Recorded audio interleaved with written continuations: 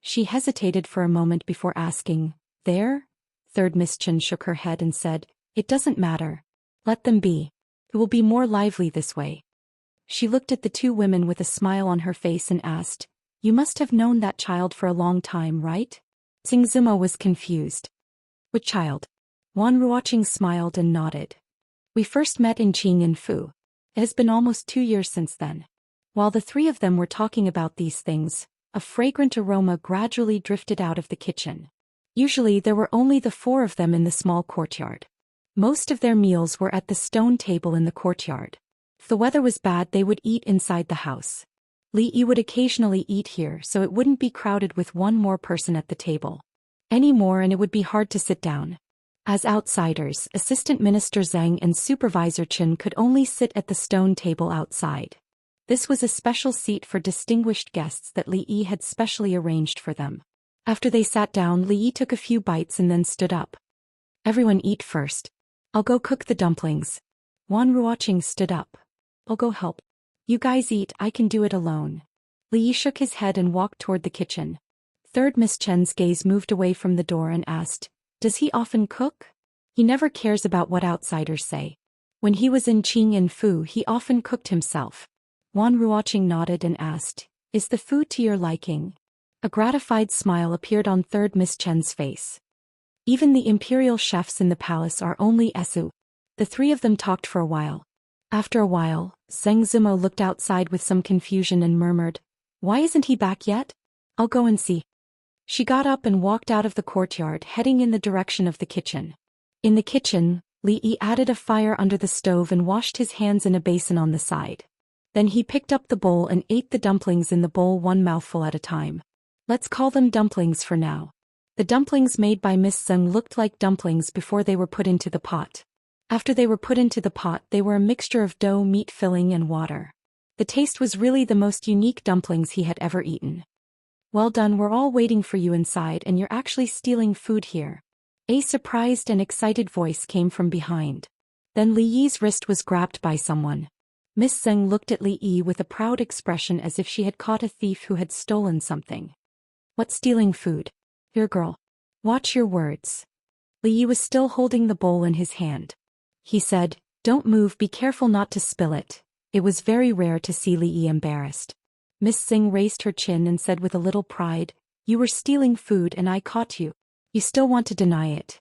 Li Yi looked at her and said, "Please, stealing food is a matter of two people. One person can't do it." "Why can't one person do it?" Zheng Zimo looked at him with some confusion. As soon as she said this, she understood what he had just said.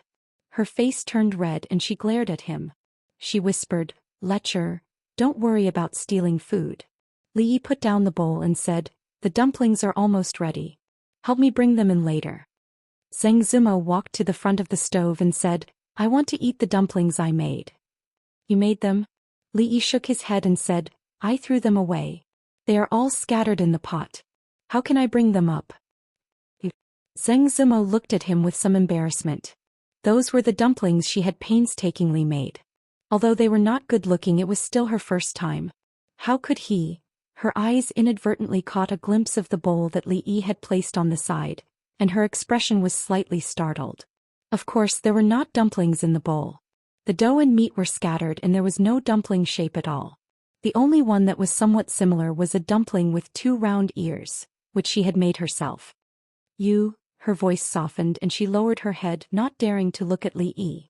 Although she was a little flustered and bewildered at the moment, there was another kind of sweet and warm feeling in her heart. Li Yi took out the bowl and chopsticks, intending to rinse it with water again. He said, "Help me keep an eye on it. When the water boils twice more, you can put it into the pot." "Okay."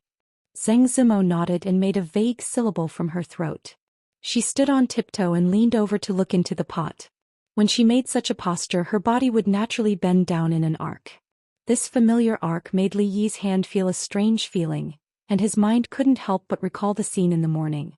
When Zheng Zimo inadvertently turned her head, she saw that he was staring at a certain part of her body. Her body stiffened and that part seemed to begin to become numb again. Her breathing was a little rapid and she said angrily, "Where are your eyes looking?" "Ahem." Li Yi coughed dryly, looked at the pot and said, It's about time, let's start the pot. Zheng Zimo's face was blushing. She looked back and whispered, it's not boiling yet. It's not boiling yet. It's not bad. In addition to the dumplings, the dishes on the table were also very sumptuous. They were originally packed according to the number of people. Li Yi brought out the last bowl of dumplings and said with a smile, everyone try the taste first, delicious. Xiao Chui ate a dumpling. Although it was scalded and kept sucking in air, her chopsticks had already reached out. Her eyes inadvertently glanced at Li Yi, and as if she had discovered something she pointed at the corner of his mouth and said with a smile, Li, did you secretly eat in the kitchen just now? Splash. Hearing the words, secretly eat, Zheng Zimo's wrist trembled, and the dumpling she had already picked up fell back into the bowl. In the courtyard next to the stone table, Qin Chong picked up a dumpling, dipped it in vinegar and took a bite. Then he was startled, raised his head and asked doubtfully, Assistant Minister Zheng, don't you feel that this dumpling is a little raw? Chapter 800. I think it's okay. Xing Shichen shook his head. Although official Qin has some old grudges with Marquis Li, what sort of person is he? Why would he use such a method to take revenge on you? Think so too. Qin Chong nodded and swallowed the entire dumpling. Xing Shichen smiled. He picked up a dumpling, a smile on his face. But when he put it into his mouth, his smile froze. Swallowing with difficulty, Xing Shichen put down his chopsticks.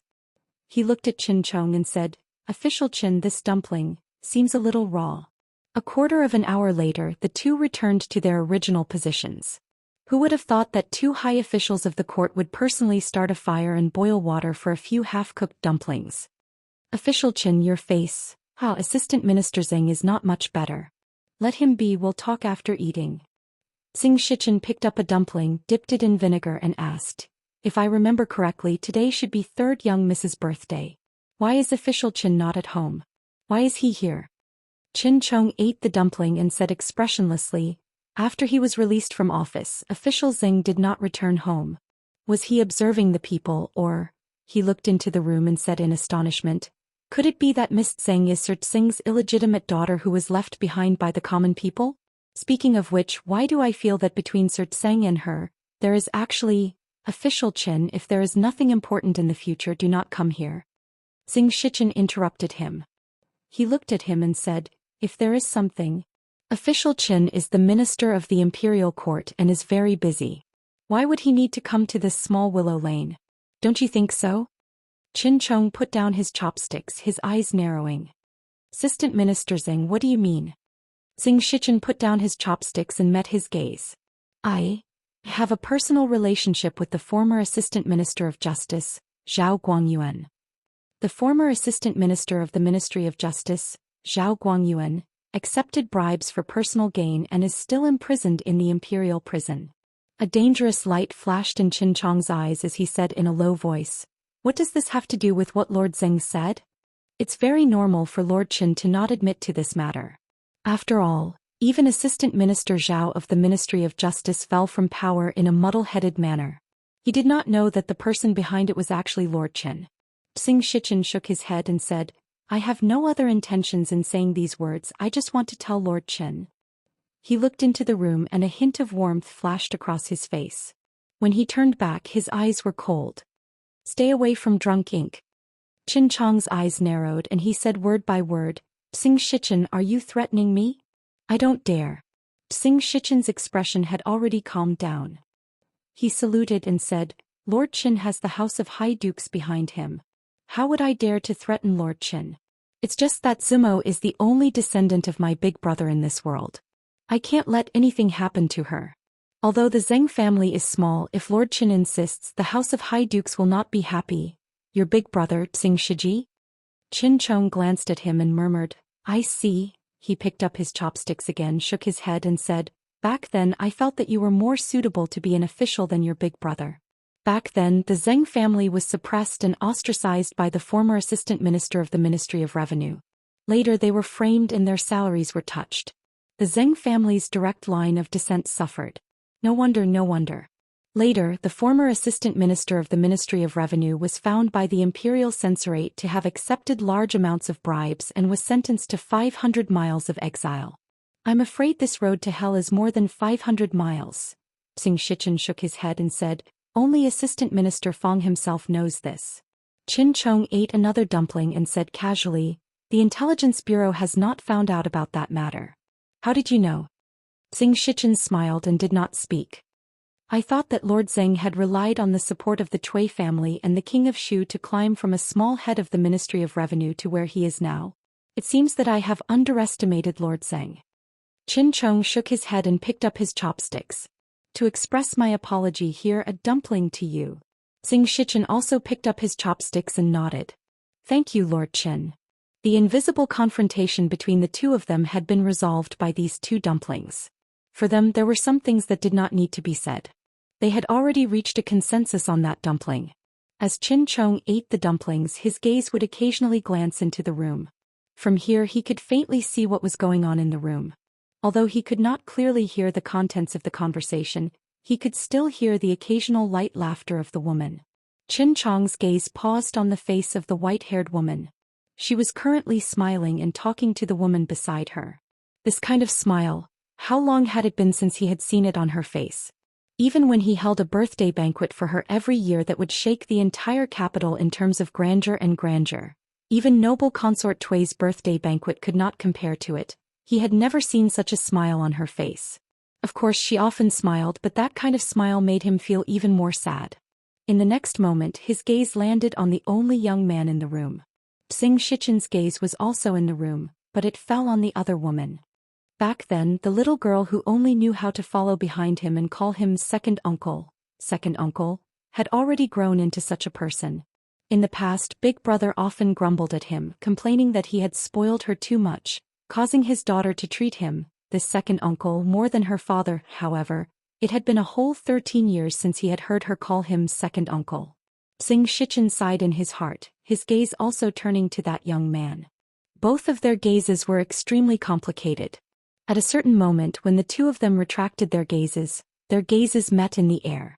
Some things are better left unsaid when there are so many people around. Xing Shichen finished the last dumpling and put down his chopsticks. Qin Chong picked up another dumpling. Assistant Minister Tseng, there is no harm in speaking.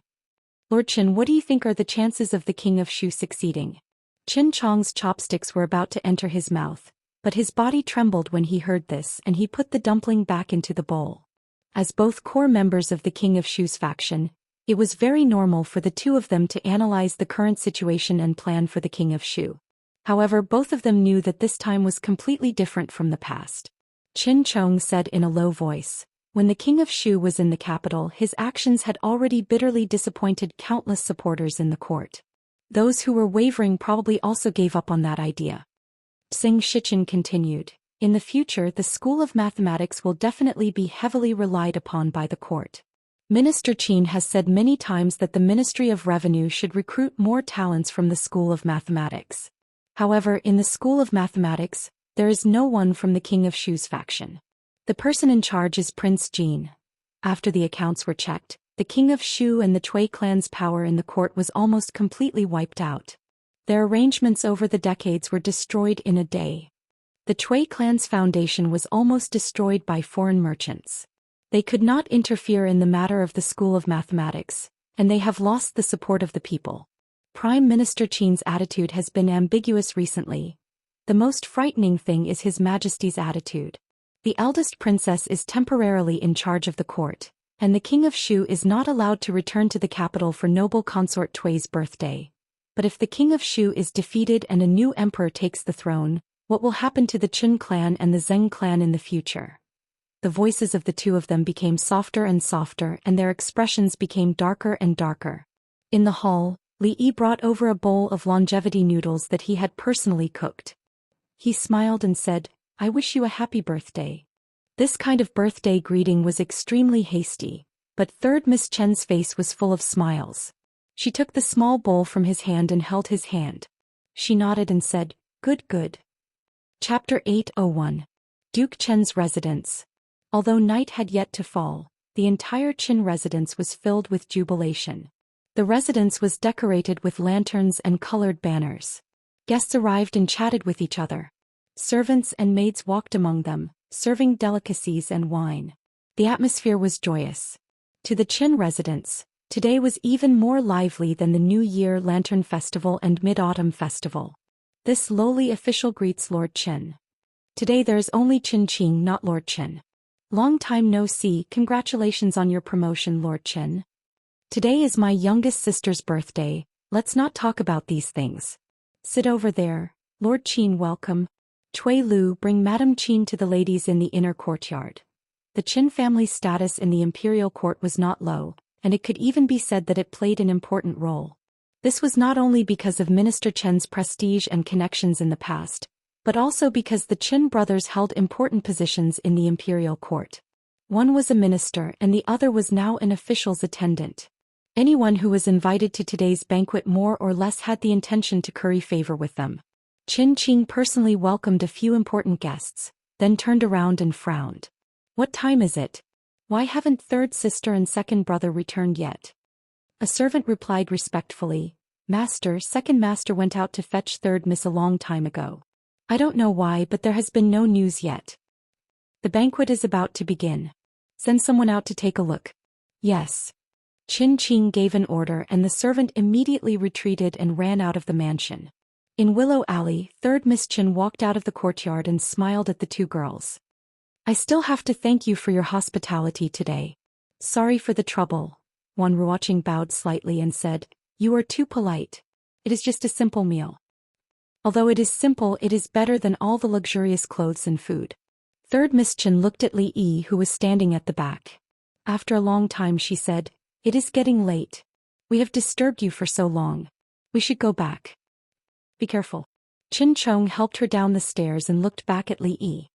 His brows were still furrowed, but there was no longer the intense hostility from before. Drunk ink, I'm going back too. Xing Shichen smiled, then turned and walked towards the entrance of the alley. When this assistant minister of the Ministry of Revenue and Minister Chen parted ways at the mouth of the alley, they looked at each other again. After exchanging some information, they got into their respective carriages. In the courtyard, Li Yi and Xing Zimo sat on either side of a stone table. Seeing this third young lady again today made his heart feel uneasy again. The Qin family had always been the most solid force of the King of Shu's faction. It was also a force that he and the eldest princess could not avoid in the future. However, the Qin family was different from the Cui family, the Yu family, and the Qin family. The Li family owed third Miss Qin too much. Since ancient times, conflicts between factions had always been cold-blooded and heartless. However, if they really used unscrupulous means to achieve their goals and caused her to suffer even a little more harm, even if their ultimate goal was achieved, they would never be able to live in peace for the rest of their lives. This matter needed to be discussed at length. Xing Zimo put a cup of tea on the table in front of him, looked at him and said softly, Are you still thinking about Mrs. Chen? Li Yi took a sip of tea and nodded slightly. She thought about it and said, This matter is not your fault. Li Yi shook his head. But it is still related to me. Fang's head had poked in twice from outside. Li Yi looked up and said, It's getting late. She nodded. Well, you can go back. I have a lot of things to do in the next few days. I may not have much time to come. Rui's due date was less than 3 months. Li Yi did not intend to let the old lady and the other women take her to pray for Buddha's blessing all day. After a pause he said, If there is anything urgent, send someone to find me. The new house is not far from here. You should know where it is, right? Wait a minute. She was stunned and hesitated for a moment. Then she turned around and walked quickly back to the room. Soon she came out and handed something to Li Yi, saying, It's not good. It's not as good as Sister Ruoqing. If you don't like it, throw it away. Li Yi looked at the baby clothes in his hand. It was indeed not as good as the one made by Ruoqing, but compared with the one she made before, it was like heaven and earth. Her needlework was just like her culinary skills. It was incredible that she could make such great progress in such a short period of time. It was enough to guess how much effort she had put into this area these days. Let me see. Li Yi grabbed her left hand and sure enough, there were quite a few dark red spots on her white jade-like fingers. This time she did not struggle. Seeing his slightly distressed expression, a smile appeared on her face. The dull pain in her hand did not hurt so much. At the door of the room in the back, a figure had come out. Seeing the situation in the courtyard, he slowly retreated. Li Yi was a little touched and angry. He sighed and said, Don't be so silly in the future. She shook her head and said, "It's never wrong to learn more things. Besides, in the future I have to do a few things for my child." "That's true." Li Yi nodded and said, "But you have to be careful. No one is like you, hurting your hand when making clothes. Anyway, it's still early. If you do it slowly, there will be a lot of clothes. It will save me the trouble of buying them outside." She slightly lowered her head, feeling a little disappointed. Yes, the only thing she could do was to sew a few small clothes for him and Miss Lu's child. She subconsciously wanted to withdraw her hand from Li Yi's hand, but he held it even tighter. Li Yi looked down at her and asked, "Do you want to have a son or a daughter?" "I think a daughter is better, but it's not up to us. When the time comes, it still depends on luck." Hearing this, her body trembled and then her face immediately turned red. She struggled even harder to break free from Li Yi's hand. Who wants to have a child with you?" Li Yi could only see the back of a panicked fleeing figure. He said helplessly, "Why are you running?" In the future, not now." Some things were vague. It would indeed save a lot of trouble if it was not said or poked through the layer of paper. But this was very unfair to her. As a man, he was a little less responsible. The timing was not very right. But in the coming days he had a lot of things to do. It would be difficult for them to meet again. Li Yi thought for a long time and still felt that it was better to say these words. "Miss, why are you covered in the blanket? Is it very cold?" Inside the room, Xiao Cui stood in front of the bed and looked at the figure who was curled up in the blanket. She listened carefully and heard a low sobbing sound coming from under the quilt. "Miss, are you crying?" Panic immediately appeared on her face and she said anxiously, "Did Li bully you?" "Miss, don't cry. I'll go find him now." "Don't." A figure quickly jumped up from the bed. Zheng Zimo grabbed Xiao Cui's arm and her face was full of tears. She shook her head repeatedly. "Don't go, it's not his fault." "It's me," Xiao Cui asked doubtfully, "But miss, why are you crying?" Because. She looked out of the window in a daze, then held Xiao Cui in her arms and whispered, "Because today's dumplings are too delicious." The young girl's face revealed an extremely surprised expression. She cried like this because the dumplings were delicious. In the past 10 years she had never realized that the young miss actually liked to eat dumplings so much. In the courtyard, a figure sat at the stone table in a daze, looking at the full moon that had already risen into the sky. There was a smile on his face and his clear eyes were like a pool of green water, but there were sparkles flashing in them. Fong sat in the carriage and looked back at the carriage. He sighed and said, "Son-in-law, you're so wise. It's too troublesome to have a boy and have to raise him up to marry him. I also think it's better to have a daughter." Chapter 802. "Husband, you came back a little later than usual today." In the room, candlelight flickered. Li Yi moved the wooden basin away, helped Rui dry her feet and covered her with the quilt. Then he said, "I was indeed delayed by something today." He roughly told Rui what had happened that day.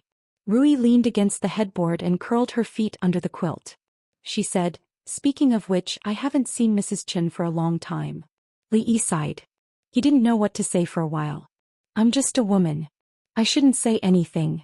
Rui looked at him and said, "But I think that in the future, no matter what happens to the Li family and the Chen family, we must treat Mrs. Chen well." Li Yi nodded. The complexity of this matter couldn't be explained in a few words. He gently picked up Rui, laid her on the bed and covered her with the quilt. He said, "It's getting late. Go to bed early, my wife." Rui nodded and closed her eyes obediently. "Good night, husband." "Good night." Li Yi kissed her gently on the forehead. He walked over to turn off the light and left the room. The moon was very bright that night. There were lanterns hanging in the courtyard, so it wasn't very dark. Li Yi took some desserts from the kitchen and a pot of grape wine. He sat at the stone table in the courtyard. He had cooked a lot today, but he didn't eat much. He was a little hungry now. He ate the desserts and drank the wine, thinking about something. Many things had happened these days. He needed to think about them from time to time. The most important thing was to find another job for old Fong. With a grandmaster like Su Lao by his side, his existence seemed a lot more unnecessary. Secondly, since the old emperor handed over the affairs of the court to the eldest princess, he really didn't care about anything. He moved to Hibiscus Garden with the Empress, Yanfei and the others and retired early. According to the eldest princess, he actually asked the imperial guards to open up a vegetable garden in Hibiscus Garden. He had already planted the seeds himself. When spring came next year he would be able to eat the vegetables he grew himself. Other than that he played on the streets with Xianing and Yongning every day under the protection of a group of hidden guards. He led the dogs up the mountain to chase rabbits and set traps to catch pheasants. Of course he didn't chase them himself. Li Yi was starting to wonder if things really turned in the opposite direction when they reached an extreme. The old emperor had been working hard his whole life, but in his old age he had completely let himself loose and neglected his duties. If this went on he would not be able to keep his chastity. However, after staying away from the affairs of the court, he went to bed early and woke up early every day. Even the frequency of his illness was reduced. Li Yi didn't remind him too much about this. Winter was coming and at that time he would have to obediently stay in Hibiscus Garden like a turtle. Winter was the season of asthma. If he survived this winter there would be hope for the next year. Li Yi was also worried about the eldest princess, who was personally in charge of the court affairs. Although she often participated in the court affairs, it was the first time that she was acting in the place of the emperor. There would be too many problems in the process. Therefore, during this period, whether it was Li Yi entering the palace or the eldest princess leaving the palace, they were very frequent. Moreover, apart from the court affairs, the two of them had other more important things to discuss. Of course, these things were secrets only the two of them could know. They couldn't let others hear about it. Li Xian couldn't and the old emperor couldn't. Besides, there was something else, about himself. For him, compared to other things, this matter was more troublesome. Mississippi Lu, who was wearing a thin shirt, came over and sat opposite him. She pinched a piece of pastry and poured herself a glass of grape wine. She was very busy these days and often didn't eat at home. There were not many opportunities for the two of them to sit quietly and face each other like this. When she poured the second glass of wine she slowly said, "I'm out of silver. Take 100,000 taels first. We'll talk about it if it's not enough." Lu Meng was his family's power. Li Yi wouldn't be stingy on spending money on this. He gave her the silver and she could do whatever she wanted. She didn't expect him to be so straightforward this time. Mississippi Lu looked at him in surprise. "Rui," Li Yi thought for a moment, suddenly sat up straight and looked at her. "I have a question to ask you." Mississippi Lu pinched another piece of pastry and said lightly, "Speak." "I have a friend." Li Yi looked at her and said seriously, "This friend of mine has encountered some troubles recently." Mississippi Lu looked at him calmly and waited for him to continue. Li Yi looked at her and continued, "This friend of mine has fallen in love with a woman. That woman is very good, but he has a wife. His wife is very gentle and beautiful. He also loves his wife very much. This friend of yours, don't tell me his surname is also Li?" Mississippi Lu suddenly looked at him and asked. Li Yi nodded and said, "It's just a coincidence." "Coincidence? This friend of yours, other than that woman, has a lot of women outside?" Li Yi thought for a moment and counted with his fingers under the stone table. He shook his head and said, "Not a lot. It's also a coincidence that this friend of yours, other than his wife, has a powerful and beautiful wife's sister and a lovely servant girl?" Li Yi shook his head. How can there be so many coincidences? Whose coincidences are they?" Mississippi Lu lowered her head and poured another cup of wine. She asked, "Are there any other questions?" "None." Li Yi stood up and turned to walk 2 steps. He then turned back and said, "The night is cold. Don't sit for too long. Rest early. Morning dew hull." After His Majesty left the palace, although Her Highness the eldest princess had been acting as the court's administrator, she did not live in the hall of diligent government. Usually, the memorials sent by the minister of Xianxia would be sent to the palace where she lived. "You have to continue following up on the matter of papermaking. But I think it should be done soon."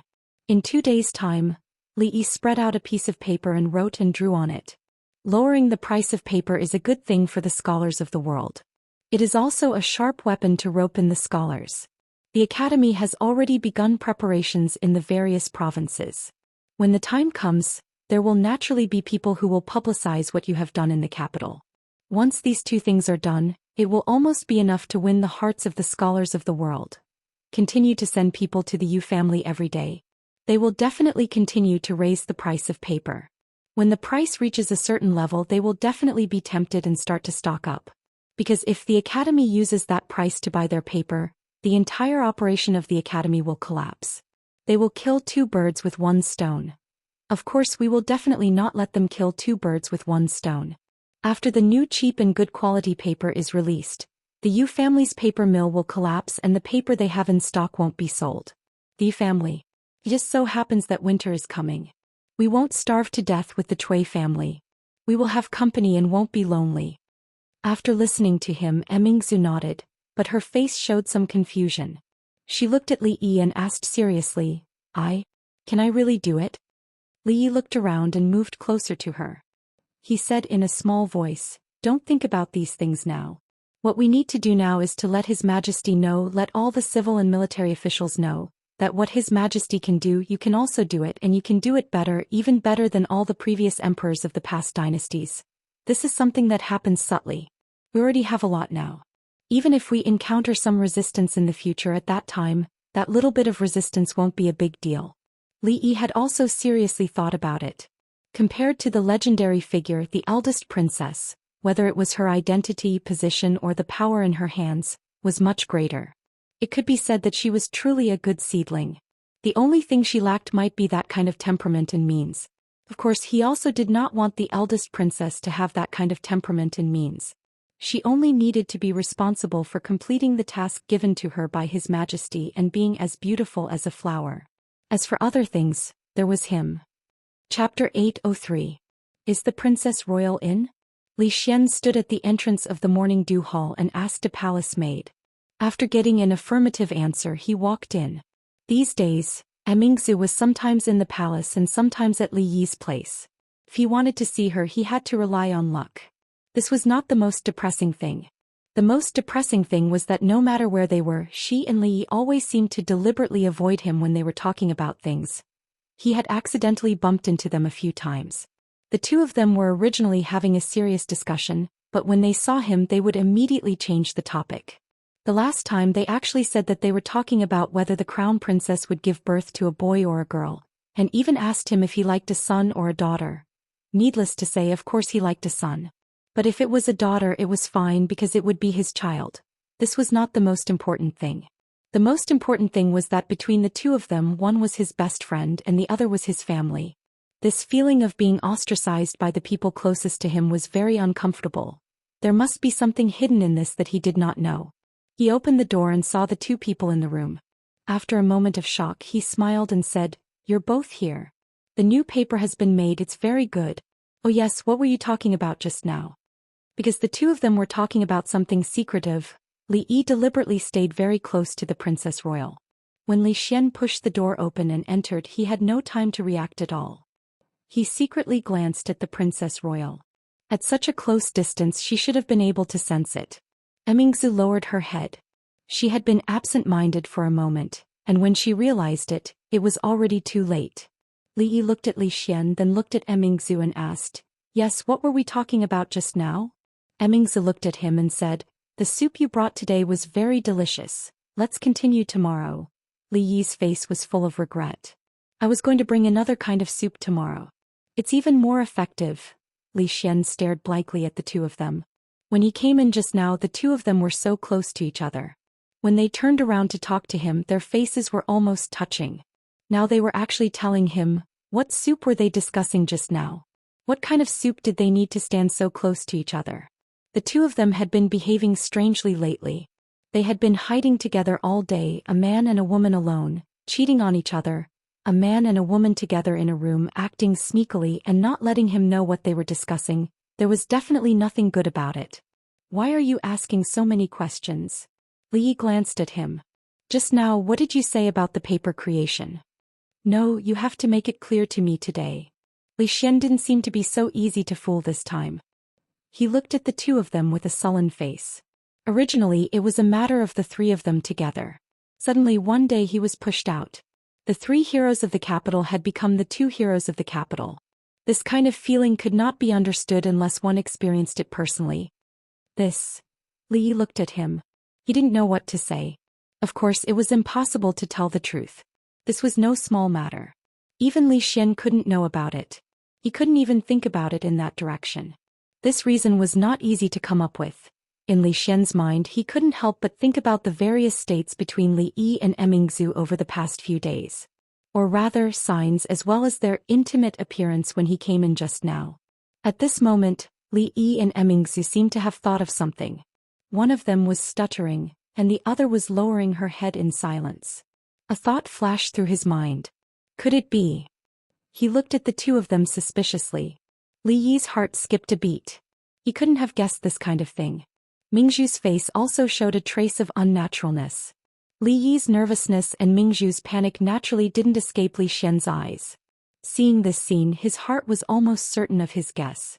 He blurted out, "Could it be, there's something going on between the two of you?" Li Yi's expression froze. What? Mingzhu raised her head to look at Li Xian.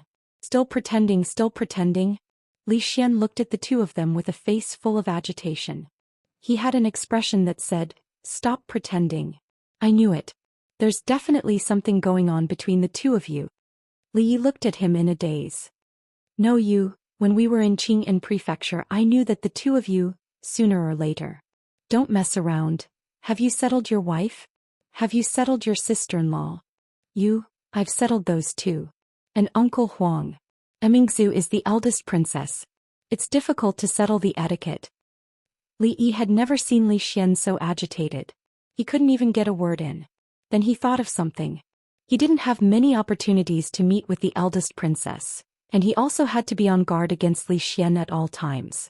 What could he do to get past this hurdle and make him pay more attention in the future so that he wouldn't be so reckless? It seemed like there really was. So he held the eldest princess's hand and sighed. His face showed helplessness. "You also know that Mingzhu is the eldest princess." He looked at Li Xian. His expression was slightly gloomy. "So if we want to be together, it's as difficult as ascending to heaven," Li Xian hurriedly said. "Don't be discouraged. You don't look like someone who gives up easily. Let's think of a way together. It should be possible." Li Yi's tone was sad. "So, we can only be together for such a short period of time when we are discussing politics." Although it was hard to lie to him like this, he didn't have any conscience. But it was better than letting him know the truth. A white lie was worth forgiving. The eldest princess also understood his intention at this moment. She quietly let him hold her hand. In Li Xian's view, this was a kind of floating and sinking according to the man. Otherwise, with Mingzhu's temper, she would only hold a man's hand. It was impossible for her to hold his hand. "I know. It's not easy for you. I'll leave now." Li Xian nodded fiercely to show that he understood. He turned and walked outside without any hesitation. "Forget it. I still have business today." Li Yi grabbed his arm and pulled him back. He asked, "You just said that the paper has been made?" Li Xian looked at them again and then said, "It has been dried.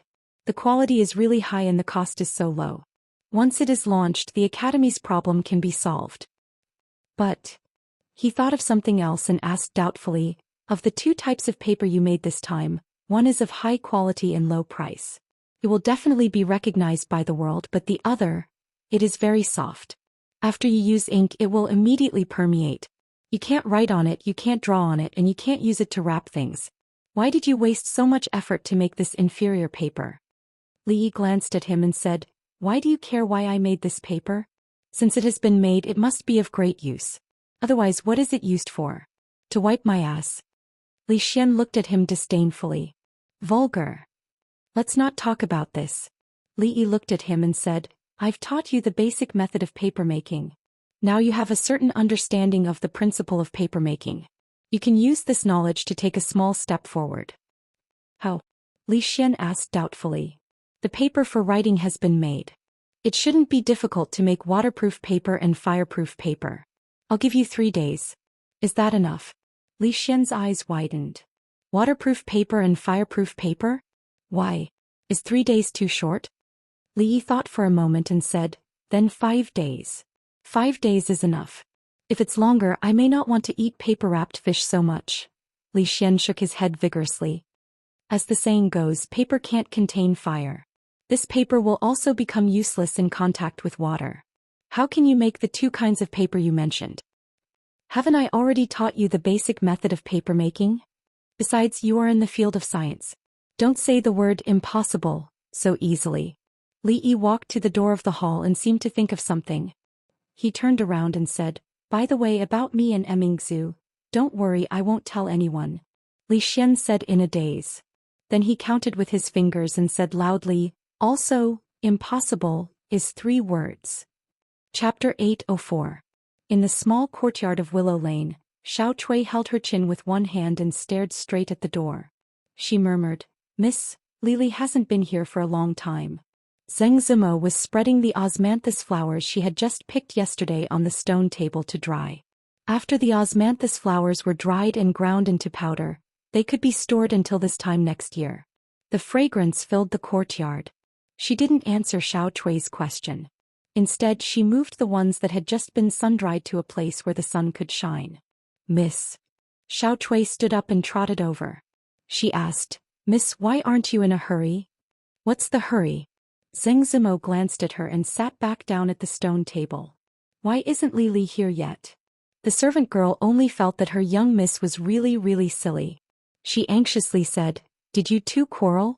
Otherwise, why hasn't young Master Li come here for so long? Young miss, at this time you can't throw a tantrum. Young Master Li is such a good person. Oh, okay. Zheng Zimo waved her hand and said, His wife is about to have a baby. He's taking care of it at home. Of course he doesn't have time to come over. Don't think too much all day. Oh, so that's how it is. Xiao Cui nodded, her heart finally relaxed. Zheng Zimo looked up at her and asked, What did you say about me just now? Petulant? Hee, I'm not. Xiao Cui ran over and shook her arm. Miss is the best. Wan Ruoqing, wearing an apron, came out of the kitchen and asked with a smile, Zimo, didn't you say you wanted to learn how to make osmanthus cakes from me? Come in. Zheng Zimo stood up and pointed her finger at Xiao Cui's forehead. Then she turned around and walked quickly to the kitchen. Is it difficult to make osmanthus cakes? She was full of confidence before, but after walking into the kitchen she was a little worried. Wan Ruoqing smiled and said, It's not difficult to make, but it's not easy to make it delicious either. Osmanthus powder, noodles, water temperature, kneading time, steaming time, and the size of the fire will more or less affect the taste. Zheng Zimo's eyes widened, and her face revealed a dispirited expression. It's over. I can't do so many things. Wan Ruoqing shook her head and said, As long as it's you who did it, it doesn't matter if it's good or bad. What are you talking about? Zheng Zimo blushed and said, I just want to learn and cook for myself in the future. All right. If you say it's for yourself, I'll make it for myself. Wan Ruoqing smiled and said, Although the process is a bit complicated, fortunately there is still a lot of time. After trying a few times, I will naturally be familiar with it. What do you mean I'm making it for myself? That's what I meant. Really? I'll make it for you. But before that, I have a question to ask you. Why are you acting so mysterious? What's the problem? Say it. Does drunken Imo like boys or girls? Zheng Zimo was startled and immediately blushed. Seeing the teasing look on Wan Ruoqing's face, how could she not know that what they said that day had been heard by her? She said angrily, Good, you dare to laugh at me. She reached out to tickle the other and Wan Ruoqing dodged and fought back. After a while the two women were flushed. Zheng Zimo panted slightly and said, No more. Let's get started. Wan Ruoqing nodded and a smile appeared on her slightly haggard face. However, in this smile, there was a hidden trace of loneliness, desolation and sourness. Zheng Zimo, who was full of joy and sweetness, did not notice it. The maids of the Li family had been very frightened in recent days. They were specially assigned by the old lady to take care of the young madam, but it had been half a month, and they could only do things like wiping the table and sweeping the floor. The Marquis's care for young madam could be said to be meticulous. He was so meticulous that they could not interfere at all. He was so meticulous that other than cooking personally, he even chased them away from things like combing hair and washing feet. What made them sad and even a little frustrated was that the hair that Master Ho combed for the young madam was much more beautiful than theirs. Even the maids who were the best at this could not compare. For a woman, wasn't the happiest thing in life to marry a husband who was willing to spoil her, love her, and take care of her in every possible way? Even if this husband did not have any great ability, it was enough to help each other for a lifetime. And Master Ho could no longer be described as great ability. He had great ability. The youngest duke of the Jing kingdom, the youngest minister of Golden Ziguanglu, and the most favored official of His Majesty. The more capable Master Ho was, the more precious the things he did for the young madam were. Their marquis was far from being comparable to the group of coquettish, cheap and powerful nobles outside. "All right, husband, there's nothing else for me to do here. Husband, please go back to your work." Inside the room, Rui looked at Li Yi and said helplessly, "It's nothing." Li Yi shook his head and asked, "Are you hungry? Do you want me to peel an apple for you? The Wang family of Luochuan just sent it over this morning. It's better than the offerings sent to the palace." "Oh, you're not hungry? Then are you thirsty? The soup is almost ready, I'll go get you a bowl." "I'm not thirsty." "All right, then you rest first. I'll be in the courtyard. Call me if you need anything." Li Yi closed the door, walked into the courtyard and sat opposite Mississippi Lu.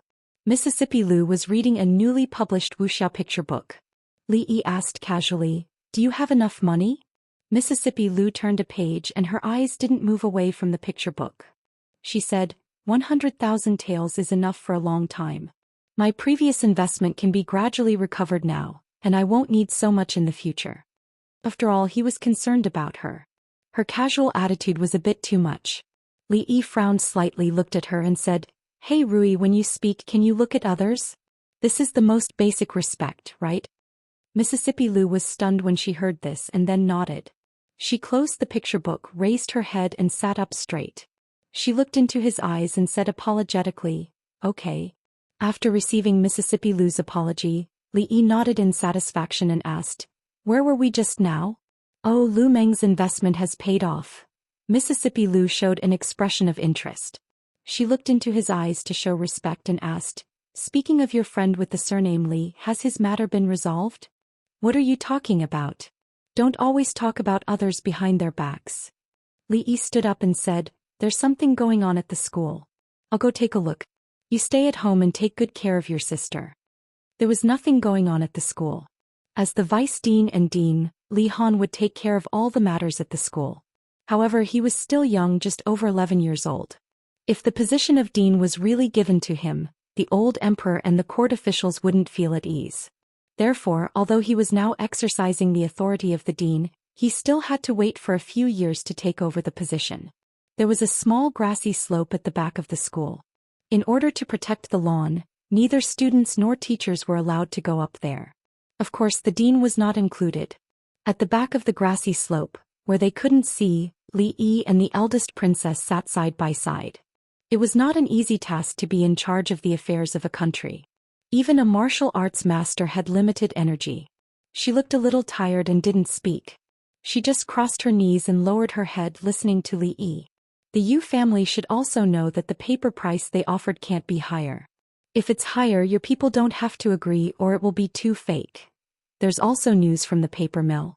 They really have started to stock up. Let's wait a little longer. The word live, that I told you last time. Li only said a few words before he felt a slight weight on his shoulder. He turned his head and saw the eldest princess leaning on his shoulder. She had actually fallen asleep. Li Yi stared blankly for a moment, then sighed softly. It seemed that she was really tired. Whether this kind of life was good or bad for her, he didn't know. He didn't move again and let her lean on him. He looked at the sparkling lake in the distance and thought about something else. At the bottom of the grassy slope, a figure walked up quietly without making a sound. Li Xian crawled up the grassy slope and looked down. When he saw the figures snuggling up to each other, he nodded slightly and slowly climbed back down. Chapter 805. The Academy of Sciences really can't make waterproof and fireproof paper. Li Xian looked a little haggard. It was obvious that he had been thinking about this matter for the past few days. It seemed that he really had no clue. Otherwise, he wouldn't have given up so quickly. If you can't make it, then forget it. At most, I won't eat paper-wrapped fish anymore. Li Yi shook his head and said, Amingsu is very busy these days. Keep a close eye on the paper mill, especially the method of making paper. Don't leak it. Also help to take care of the people from the princess's residence. Li Xian nodded and said, Don't worry, I'm watching. Speaking of Amingsu. Li Xian turned to look at him and hesitated for a moment before saying, I know it's not easy for you, but Amingsu is tired enough dealing with political affairs. You should control yourself and take care of your health. Li Yi looked at him in surprise and asked, What should we control? Anyway, just control yourself. Look at how tired she is. Watching Li Xian turn to leave, Li Yi shook his head and murmured, strange. Fearing that he would forget, he reminded him again, insist on visiting the Yu family. Got it. Li Xian waved to the back and walked out of the gate. The Yu mansion. A steward of the Yu mansion said to the middle-aged official sitting on the chair with a bitter smile, Sir, it's really not that we don't want to help. It's just that the paper mill of the Yu family just received a few big orders before the new year. We really can't spare any extra people. The middle-aged official thought for a moment and said again, if the Yu family is willing to provide this batch of paper to the academy first, the price can be increased by 1 liter. This? The steward looked embarrassed. He thought for a moment and said, Sir, please wait for a moment. I'll go and inform the master first. Not long after, Ningyu and Ho Dingfeng personally saw the official of the princess's residence out and said, Sir, rest assured that what the princess is doing is good for the country and the people. The Yu family is also doing our part for the country. Thank you very much, Margie. I will take my leave first. Farewell. Seeing the official leave, a strange smile appeared on Yu Dingfeng's face, and he walked back into the mansion. Father, are we going to agree to the princess just like that? A young man came from afar and followed him. He asked anxiously, how are we going to explain this to the Cui family and the king of Shu? What do you know? Yu Dingfeng glanced at him and said, the demand for paper in the academy is so large that no one but the Yu family can afford it. Since they are offering such a high price, why don't we do it? If this large sum of money is used on this, I want to see how their academy will operate in the future. If their academy can't continue and we get the money for nothing, not only will noble consort Cui not blame us, but this matter will also be a great merit. The young man was startled for a moment before a look of reverence appeared on his face. Father's wise. Yu Dingfeng waved his hand and said, all right, stop flattering me. Tell me what's the matter. Nothing can be hidden from father. The young man smiled embarrassedly and said, third brother has been reflecting on himself in his room for half a month. Mother sent me to ask when, don't mention that bastard to me. Hearing him mention this matter, Yu Dingfeng's face was filled with rage. If it weren't for that blind bastard provoking that person from the Chen family, that madman Qin Chong wouldn't have come knocking on their residence to denounce them. The Yu family had paid a heavy price to settle this matter, and even now he still felt his heart ache when he thought about it. I said 1 month, so it's 1 month. Not a day less, not even an hour less. Yu Dingfeng said with a sullen face. He then asked, have you found the prostitute from that day? The young man lowered his head and said, not yet. When I found the brothel, I heard that she redeemed herself on the same day and left. As for where she went, I don't know. Yu Dingfeng's face became even more sullen. Even now, if he still did not know that the Yu family had been schemed against, he would not be fit to be the head of the Yu family. Half a month ago, after listening to the bodyguard's detailed account of what had happened that day, he realized that the appearance of that woman and the words she had said were all meant to lead that unfilial son into a conflict with that person from the Qin family. That was why Qin Chong had come knocking on their door. It was clear that someone had schemed against the Yu family from behind. Although he did not know who the mastermind was, he had to settle this score with the Qin family sooner or later. Originally, after knowing the identity of the other woman in the cloth shop that day, he still had many misgivings. After all, the youngest golden Zhuanglu of all the dynasties was not a person who was easy to get along with. Fortunately, after so much time had passed, that person had not made any moves. Perhaps he had already forgotten about this matter? Yes, he must have forgotten about it. When Li Yi walked out of the school of mathematics, Li Xian chased after him and asked after listening to him, has the Yu family agreed? Li Xian nodded and said, they just agreed. Should we release that paper now? No hurry. Li Yi waved his hand and said, let them stock up more goods first. Originally, there was only a small grudge with the Yu family, but it had been half a month, and with the interest, the small grudge had long become a big one. Bullying Emingzhu and Zue Mo only made them lose money, which was not a big deal. After all, although the money was gone, at least the people were still there. When passing by a brothel, he asked Su to stop the carriage. This brothel was the core of all the brothels in the capital. Usually, all the matters of the brothel would be gathered here. If Ruoqing was not in Willow Lane, she would be here most of the time. County Marquis Li? When walking into the brothel, a voice came from behind. Li Yi turned his head and looked at the middle-aged man who came in from outside.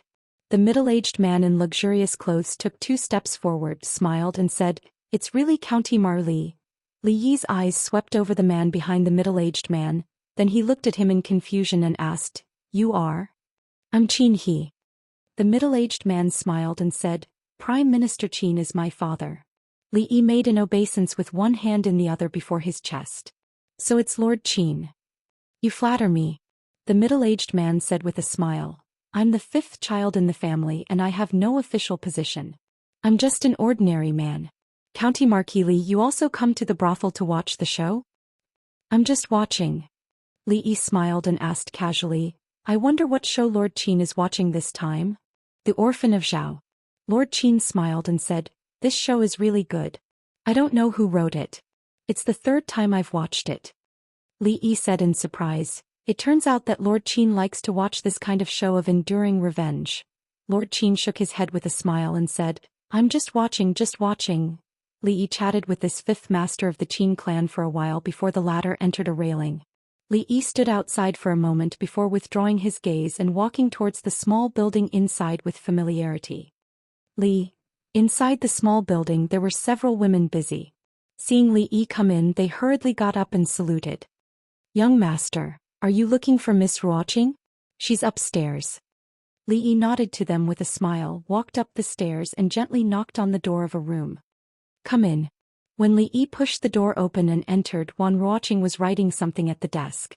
Without raising her head, she said softly, "Recently there have been 2 new shows and the repertoire needs to be rearranged. The costumes should be ready soon and I'll go and urge them tomorrow. The 2 brothels in the east of the city are a little understaffed and need to be transferred. You're here." There was no sound coming from the door. She raised her head and glanced at it. After a moment of surprise, she immediately stood up. Li Yi walked over slowly and said, "You don't have to personally arrange these trivial matters. The people below can also do it." Wan Ruoqing smiled and said, "I have nothing to do, so I'll just do what I can." "How many times have you said it, but you've never listened?" Li Yi looked at her, shook his head and said helplessly. When talking to her she had always been so gentle and soft. She was truly a woman as gentle as water. No matter how impetuous he was, he could quickly calm down after spending a short time with her. When he passed by here he came to see her and talked about some things about the brothels. He didn't know how many times he had told her to rest more and not to be too tired. Then he refused her offer to send him downstairs and left. Above the small building, a gentle gaze through the window watched him walk out of the brothel, and stopped at the place where his figure disappeared. The figure leaned against the window and stared blankly, until the sky darkened. Chapter 806. In the hibiscus garden, the warm sunlight shone on the square in front of a palace.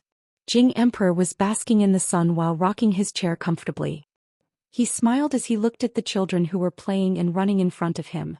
It was not until he was tired that he yawned and asked, "How's the matter at the academy?"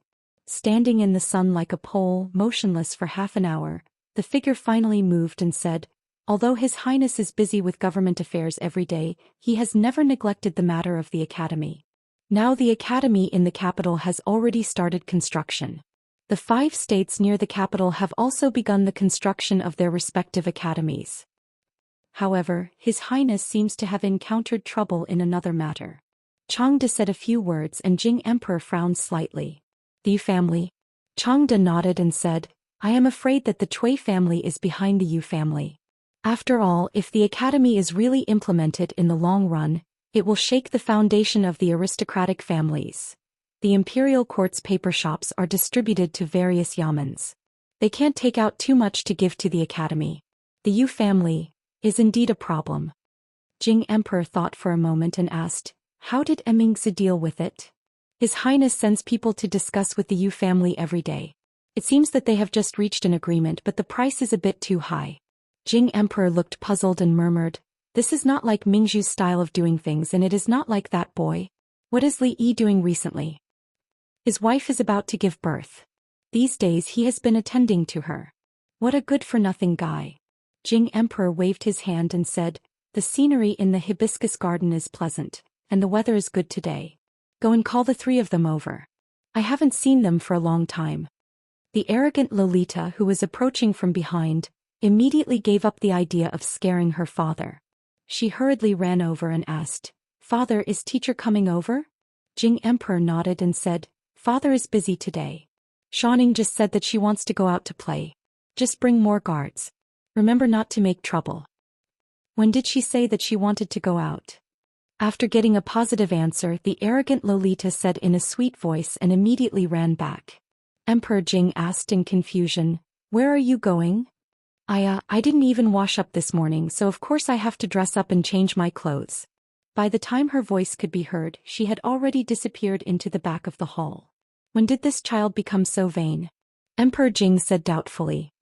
He waved his hand and said, "Ask the catering company to prepare today's banquet." Just as Li Yi was about to leave, a eunuch came to his door and said that His Majesty had summoned him to Furong Garden. After finding out the cause of the matter, he learned that the eldest princess and Zhou Xian had also been summoned, so he didn't think too much about it. In any case, he also planned to enter the palace to discuss matters with the eldest princess, so going to Furong Garden was a bit closer. The net had already been cast. After all these days, the fish had already entered the net. It was time to reel in the net. Of all the surnames, it had to be this one. The family was unfortunate. When he went out, Fong ran over from a distance and said, "Son-in-law, where are you going?" "I've finished the things you gave me a few days ago." Li Yi was surprised and said, "So fast?" Fong nodded and said, "Next time you can leave these small things to others. These days I didn't even have time to take care of the shops in the city." "All right, get in the car." Li Yi waved his hand. These days without Fong it was much quieter. However, he couldn't let him keep doing those unimportant chores. He only hoped that he could sum up the experience and learn from it. When he arrived at Furong Garden, Zhou Xian and the eldest princess had not arrived yet. Seeing that rocking chair, Li Yi felt a little distressed. The ruler of a country came to snatch a rocking chair in broad daylight, and didn't even get a tael of silver as compensation. Was there still law in this world? The old emperor lay on the rocking chair and asked directly, "What are you going to do about the academy?" "What about the academy?" Li Yi was surprised and said, "Isn't it always the eldest princess who deals with the academy?" "I don't know." Emperor Jing glanced at him and said, "All right, Emingzu is a straightforward person. How could she think of such a sinister idea? Don't think that I don't know that it's all your ideas. Last time in the Imperial Garden I heard everything." "I'm sorry, I forgot." Li Yi smiled awkwardly and then said doubtfully, "Your Majesty, you were just talking about the academy. The academy has been doing well recently." "Nothing has happened." Emperor Jing frowned and said, "Then the Yu family?" Li Yi looked puzzled and asked, "Which Yu family?" "Ningyan Ho." Emperor Jing had just opened his mouth when he saw Li Yi's expression. He was startled and seemed to understand something. He nodded and said, "The Yu family has made contributions to the country in the past. Don't kill them." Li Yi shook his head and explained, "Your Majesty, you misunderstood me. I didn't intend to kill them, father." The eldest princess came from behind and bowed to Emperor Jing. "I'll take my leave first." It was better for an outsider like him not to know about the discussion between Her Majesty and the retired emperor. Li Yi sensibly retreated. He still had to eat here later, so he couldn't leave for the time being. Fortunately, the scenery in Hibiscus Garden was good. He planned to go to the lake to enjoy the scenery. After a few steps, he stopped and stared blankly in front of him. Not far away from the intersection, a proud Lolita wearing a white palace dress stood there charmingly. Li Yi was slightly surprised. The proud Lolita usually liked to wear brightly colored clothes and wore her hair in a double spiral bun. The flying fairy bun was the favorite hairstyle of young girls. Today she wore a white palace dress and her hair was combed back into a heart bun. At first glance she didn't look like a crazy girl at all. At this moment, Li Yi truly felt that the 14-year-old Princess Xianxia was no longer the proud Lolita from before. "Sir." She stood there with her hands clasped together and said something in a low voice. Li Yi came back to his senses and walked over. He asked, "Where's Yongning? Why isn't she with you?" She lowered her head and said with a red face, "Yongning has to go to class today. I'm not feeling well, so I asked for leave." "You're not feeling well?" Li Yi looked down at her and asked with concern, "What's wrong? Have you seen the imperial physician?" The proud Lolita lowered her head and looked at her toes. She whispered, "I feel uncomfortable for a few days every month." There's no need to see the imperial physician. Li Yi didn't know how to respond to this question. The little Lolita had really grown up. In the past she liked to hold his hand when she walked and would often cling to him like an octopus. Now that they were walking side by the lake, she wasn't as noisy as she used to be. She became exceptionally quiet, which made Li Yi feel a little uncomfortable. Sitting on the lawn by the lake, the proud Lolita softly talked about some interesting things that happened to her in the academy. For example, no matter what kind of chess they played, she had no match in the academy. Another time, when the mathematics teacher punished her friend, she asked Li Han to come up with a few questions to ask the mathematics teacher. In the end, the female teacher didn't come to class for 3 days. Li Xian and the eldest princess walked over from afar. Li Xian looked at the two of them and squatted down. He said, "Bing Ning, come with Brother Xian. Brother Xian will give you something fun to play with." Brother Xian, I've grown up. I don't play with those things anymore." Although the proud Lolita was unwilling, she was still dragged away by Li Xian. Li Yi lay comfortably on the grassy slope. Below him was a small lake. The lake water was dark green. The wind blew from the surface of the lake, bringing a refreshing coolness. This kind of weather was actually very suitable for barbecues or picnics. It was a pity that the old emperor had already arranged a banquet. Hemingsu sat beside him. She bent her legs and looked at the lake. She seemed to be thinking about something, and her gaze was slightly absent-minded. Li Xian walked over from afar and said, "I'm afraid that the two of you will attract suspicion if you're alone. It'll be better if I'm here." He took out 2 pieces of dough from his sleeves and stuffed them into his ears. He looked at Li Yi and said, "Don't worry, I can't see or hear anything. You guys can continue chatting." After he finished speaking, he walked to a place 10 feet away from the two of them and lay down on the ground. At the same time, in a palace somewhere in the courtyard, a girl in a white dress lay on the bed. She crossed her legs and swayed unconsciously. She flipped through the pages of a book and muttered, "The book says that girls should be reserved, but teacher doesn't seem to like it." Chapter 807. Being an emperor was actually very difficult, and being a diligent emperor was even more difficult. The old emperor was very diligent in political affairs, so his health was deteriorating day by day. Her Highness was a rare young expert in the world, but she had only experienced the Empress mode for a short period of time, and she was already so tired. There were many reasons for this.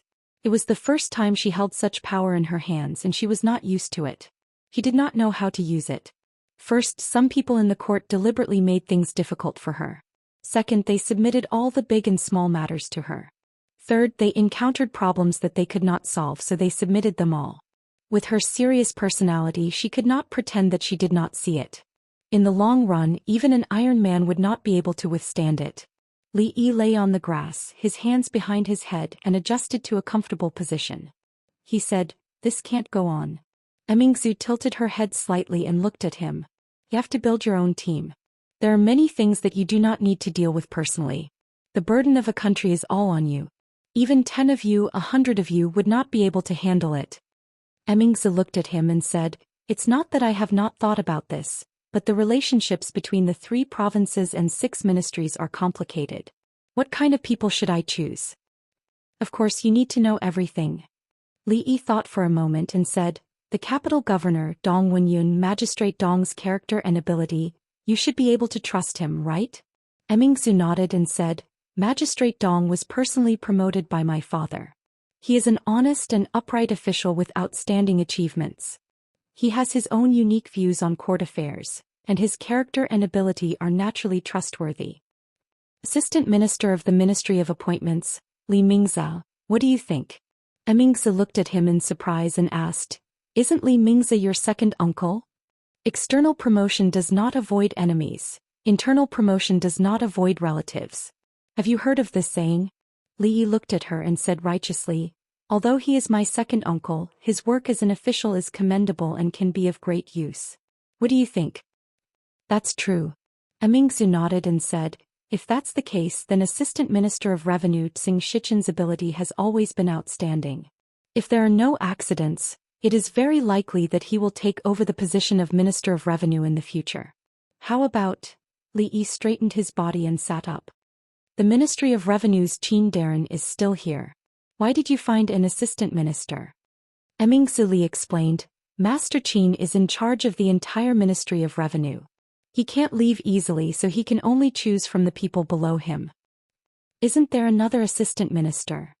You have a grudge against Assistant Minister Zheng? What enmity could there be between us? Xing Shichen, his character is questionable. Let's choose another assistant minister. Li Yi pursed his lips and said, besides, we don't avoid enemies and relatives. Even if we do have any enmity, it won't affect this matter. As an outsider, he ran to Willow Alley all day. Sometimes, before it was time for the yamen to open, he would still be there. This kind of person who came to work early and left early, had no organization or discipline, and only wanted to muddle along. Could he take on a big responsibility? The other assistant minister of the Ministry of Revenue hasn't made any contributions in many years. Emingzuli nodded and said, then I will consider the candidate for the Ministry of Revenue. Li Yi thought about it and said, also, what do you think about the Wang family of Luochuan? Let me interrupt. Li Xian, who was lying on the other side of the grass, rolled over and said, the Wang family has always been loyal to the emperor and patriotism. Naturally, they are trustworthy. Saying this, he turned over again. I'm done. You can continue. Needless to say, the Wang family. In addition, one person must be selected from each of the 6 ministries. The Hall of Governmental Affairs, the school, these places also need to select some people. Based on the principle of not avoiding enemies and relatives, the 2 of them excluded all the officials of the King of Shu. The selected officials were either outstanding or had relations with the princess's mansion and were trustworthy. After going through these names in his mind, Li Yi said, as for the Ministry of Penalty, there won't be any problem if Lu Yi takes care of it. By the way, the magistrate of the capital city, Lu Daoist, is also a rare talent. Emingzili nodded and said, indeed, Magistrate Lu is very meticulous. The affairs of the academy are complicated and ordinary people can't handle it. If I hand it over to him, there shouldn't be any mistakes. Achoo. The magistrate of the capital city, Lu Daoist, turned his back and sneezed. Then he turned his head and rubbed his nose. He picked up the chopsticks again and said to Mrs. Lu, boil some ginger soup for me later. I was busy until midnight yesterday. I'm afraid I caught a cold. Madame Lu glanced at him and said in a resentful tone, so you still know to work until midnight. Ahem. Magistrate Lu coughed twice, which meant that the child was still there and they shouldn't talk about these things. When he was about to pick up some food, he noticed that his daughter, who was sitting across from him, was looking at him, then at her mother, then at her older brother. Finally, she took out the small mirror that she had spent dozens of taels of silver to buy from her bosom and looked at herself for a while, muttering something to herself. Magistrate Lu frowned and knocked on the table, asking, what are you muttering to yourself instead of eating? After coming to the capital city, he was particularly strict with his children. Fortunately, both of them didn't let him down. His son had excellent grades in the arithmetic college, and his daughter was also one of the best in the women's college. Therefore, his tone of reprimand at this moment was not very strict. The girl said with a smile, hee, both father and mother have single eyelids. My brother and I also have single eyelids. We are both born by our parents. Magistrate Lu was stunned and said with a sullen face, what single eyelids and double eyelids? What nonsense are you talking about? How can you and my brother not be born by our parents? It was said in the science class. The girl said with some pride, young Mr. Qin said that if both parents have single eyelids, their children will also have single eyelids. If both parents can't distinguish between red and green, their children can't distinguish between red and green. Nonsense. Magistrate Lu ate a mouthful of rice and said, Prince Qing and Princess Qing can't distinguish between red and green, but the little commandery princess can also distinguish between red and green. The reason why he was so clear about this matter was that a scandal happened in Prince Cheng's mansion 2 days ago, which was discussed in the capital city. For some unknown reason, Qing Wang, who had always been known for his honesty, actually acted against Qing Wang Fei in his fu and even chased her back to her paternal home. He had also heard some rumors that said that Qing Wang's daughter wasn't his own. The little commandery princess dropped out of school 2 days ago. The girl looked at him, stuck out her tongue and said in a small voice, I don't know why she suddenly dropped out.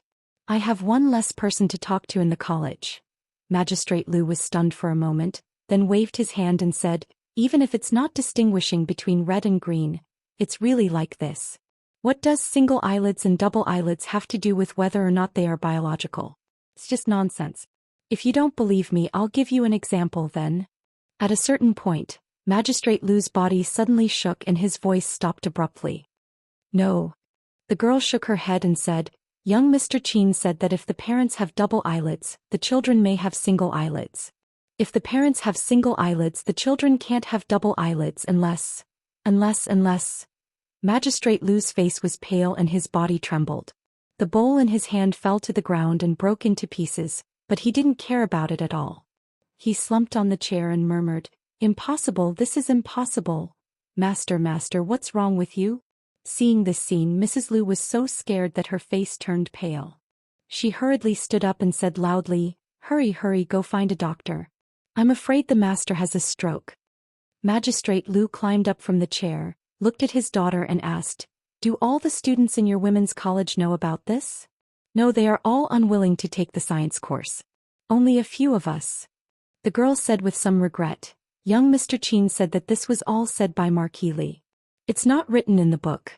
No one wants to listen, so she won't teach it in the future. Magistrate Lu had already sat back in the chair. His face was a little better than before, but he still couldn't help murmuring, this is impossible, this is impossible. Chapter 808. A good meal turned out like this. The young girl felt uneasy. She timidly walked over and whispered, Father, what's wrong? Oh, nothing. County Magistrate Lu calmed down. He waved his hand and said, nothing.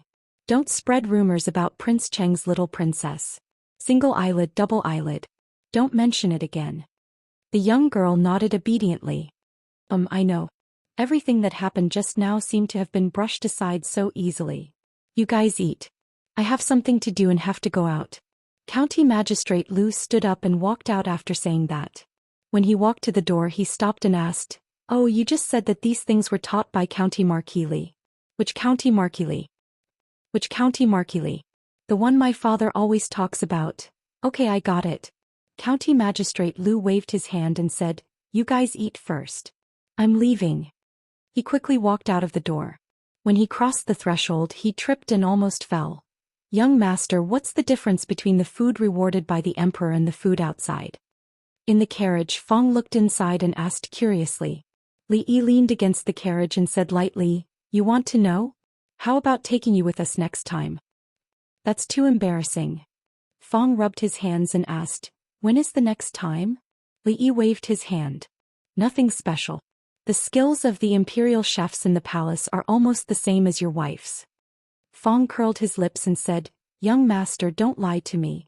The imperial chefs are the best chefs in the world. How can they be a chef in the palace if they don't have skills? Li Yi glanced at him. Why do you think the little princess and the emperor always like to eat at our house? Old Fong froze for a moment, then immediately lost interest in the emperor's food. He turned his head and suddenly asked, young master, we're almost at Willow Lane. Do you want to go in and sit for a while? Since you're here, sit for a while. Li Yi nodded and got off the carriage. Watching him walk into the alley, Fong comfortably leaned against the carriage. He let out a long sigh and said, I'm so tired these days. It's better to follow the son-in-law. The sloppy old man, who had been sitting at the side with his eyes closed, suddenly opened his eyes and asked indifferently, do you know why your son-in-law didn't let you follow him these days? Fong glanced at him and said, because the son-in-law has other, more important things for me to do. Because you talk too much. After the sloppy old man finished speaking, he closed his eyes again. You are jealous. Fong glanced at him from the corner of his eyes and ignored him. He was really exhausted from the past few days. While his son-in-law was being affectionate inside, he should take a rest first. Not long after he closed his eyes, he heard footsteps coming from the front. Fong opened his eyes and asked in surprise, young master, why are you back? There's only Xiao Cui at home. Li Yi got on the carriage and said, let's go back. Fong waved his whip and started the carriage. He turned around and asked curiously, young master, I have a question. Oh, okay. If you're really curious about what the emperor usually eats, I'll bring some back for you next time. Not this. Fong shook his head and asked curiously, Miss Xing? Miss Xing doesn't need to say anything. Miss Wan. Young master, what do you plan to do? The sloppy old man who was resting with his eyes closed, opened his eyes. After glancing at him, he slowly closed them again. The carriage was silent for a long time before a voice came out. Fong, recently Lu Meng's side is a bit short on manpower. The carriage stopped in front of the new residence. Fong jumped off and said, "Young master, I'll go back and pack up. I'll stay in the league for a few days." "Forget it, Lu Meng, don't go. You better stay with me." Li Yi waved his hand and said, "I didn't eat much at Hibiscus Garden. Go ask the kitchen to cook a few dishes and take out the jar of wine you've been hiding." "Young master, where am I?" "Go quickly." Although he did not know why the son-in-law asked him to go to the Lu Meng to help and changed his mind so quickly to him, these two things were very interesting. There was no difference. However, he felt sorry for the jar of wine. It was really good wine. It was more mellow than the strong wine made in his workshop, but it was less chewy. He only hoped that the son-in-law could leave a few mouthfuls for him. However, thinking of the young master's tolerance for alcohol, he immediately felt relieved. When the young master moved to the city, he naturally bought a house nearby. He went home and found the jar of wine under the bed. When he brought it back, he saw someone pacing back and forth at the entrance of the residence. After taking a look, he strode over and patted him on the shoulder. He smiled and said, "Hey old Lu, you're here to see my young master?" County Magistrate Lu was already preoccupied. When he was suddenly patted on the shoulder, he was almost scared out of his wits. When he saw the person who came, he patted his chest and said, "Brother Fong, is Sir Li home?" "Yes, I just came back." It was not easy to meet an acquaintance from the Qing and government in the capital. Fong put his arm around his shoulder and said, "Come, let's go in together." "Brother Fong, please let me know. What's there to tell? We're all on the same side, no need to be so polite." Sir Lu came at the right time. Li Yi pointed to the table and said, "Sit. Fong, go get another pair of chopsticks for Sir Lu." County Magistrate Lu hurriedly waved his hand. "Sir Li, no need, I've already eaten at home. If I tell you to sit, then sit. Stop talking nonsense." Fong pushed him into his seat and quickly brought 2 pairs of chopsticks from the kitchen. He also sat to the side. "Sir Lu, you've been busy with political affairs recently. It's really hard for you." "You're welcome, sir. This is my duty." After the two chatted casually for a while, the dishes and wine were all served. Seeing County Magistrate Lu's pale face and absent-minded appearance, Li Yi wondered, "Sir Lu, you came here today because something happened in the academy? Is there someone in the court who dares to stop you on the matter of the academy?" "Oh no. County Magistrate Lu hurriedly shook his head and said, "I came here this time because I have something to ask you, sir." At this moment, Li Yi was a little curious. He poured a cup of wine and said, "Sir Lu, please say it." County Magistrate Lu thought for a while and said again after a moment, "Sir Li, I have a friend." This excuse was really old-fashioned. How stupid would one be to use it? Li almost spat out the wine in his mouth. If he hadn't turned his head quickly, he would be the only one who could eat this table of dishes and wine today. County Magistrate Lu was stunned and asked, "Sir Li, what's wrong with you?" Cough, cough. "Nothing, I'm fine." "Sir Lu, what's wrong with your friend? Go on." Li Yi wiped his mouth and said while waving his hand. County Magistrate Lu nodded and said, "I have a friend. He and his wife both have single eyelids, but their child has double eyelids." Li Yi put down the wine cup that he had raised and stared at County Magistrate Lu blankly. To be exact, he stared at County Magistrate Lu's eyelids. "Well, single eyelids. Are you sure, Sir Lu?" "Sir Lu's friend and his wife have single eyelids, but their child has double eyelids. Is it because of a wrinkle or something?" County Magistrate Lu shook his head and said, "It shouldn't be." "What should it not be? Is it true or not?" County Magistrate Lu thought for a while and nodded. "It can't be wrong." Li Yi suddenly smiled and pushed a plate of vegetables in front of him, saying, Come. This matter is not urgent. Lord Lu, eat more vegetables. It's almost winter and there aren't many vegetables outside. Lord Lu, when you go home you can bring some more." Chapter 809. I've already eaten at home. County Magistrate Lu looked at the plate of green vegetables in front of him and was startled. He said, "Lord Li, I just want to ask. I suddenly had an inspiration and came up with a poem. Why don't you help me analyze it?" County Magistrate Lu was startled again.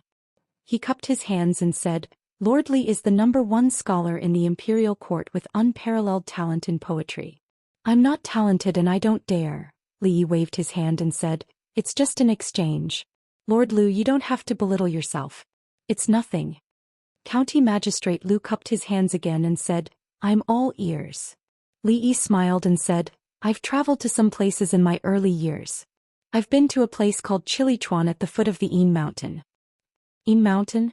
County Magistrate Lu was puzzled. Lord Li, you've been to the north? Li Yi nodded and said, Chilichuan is a good place. Seeing this plate of green vegetables, I suddenly thought of the boundless green grassland there. I couldn't help but feel a bit poetic. County Magistrate Lu, why don't you listen to it? Li Yi had a thoughtful expression on his face. After a while he said, Chilichuan at the foot of the Yin Mountain. The sky is like a dome covering the surrounding wilderness. Thousands of miles of Yin Mountain Chilichuan Plain, the sky is vast and boundless, covering the surrounding wilderness.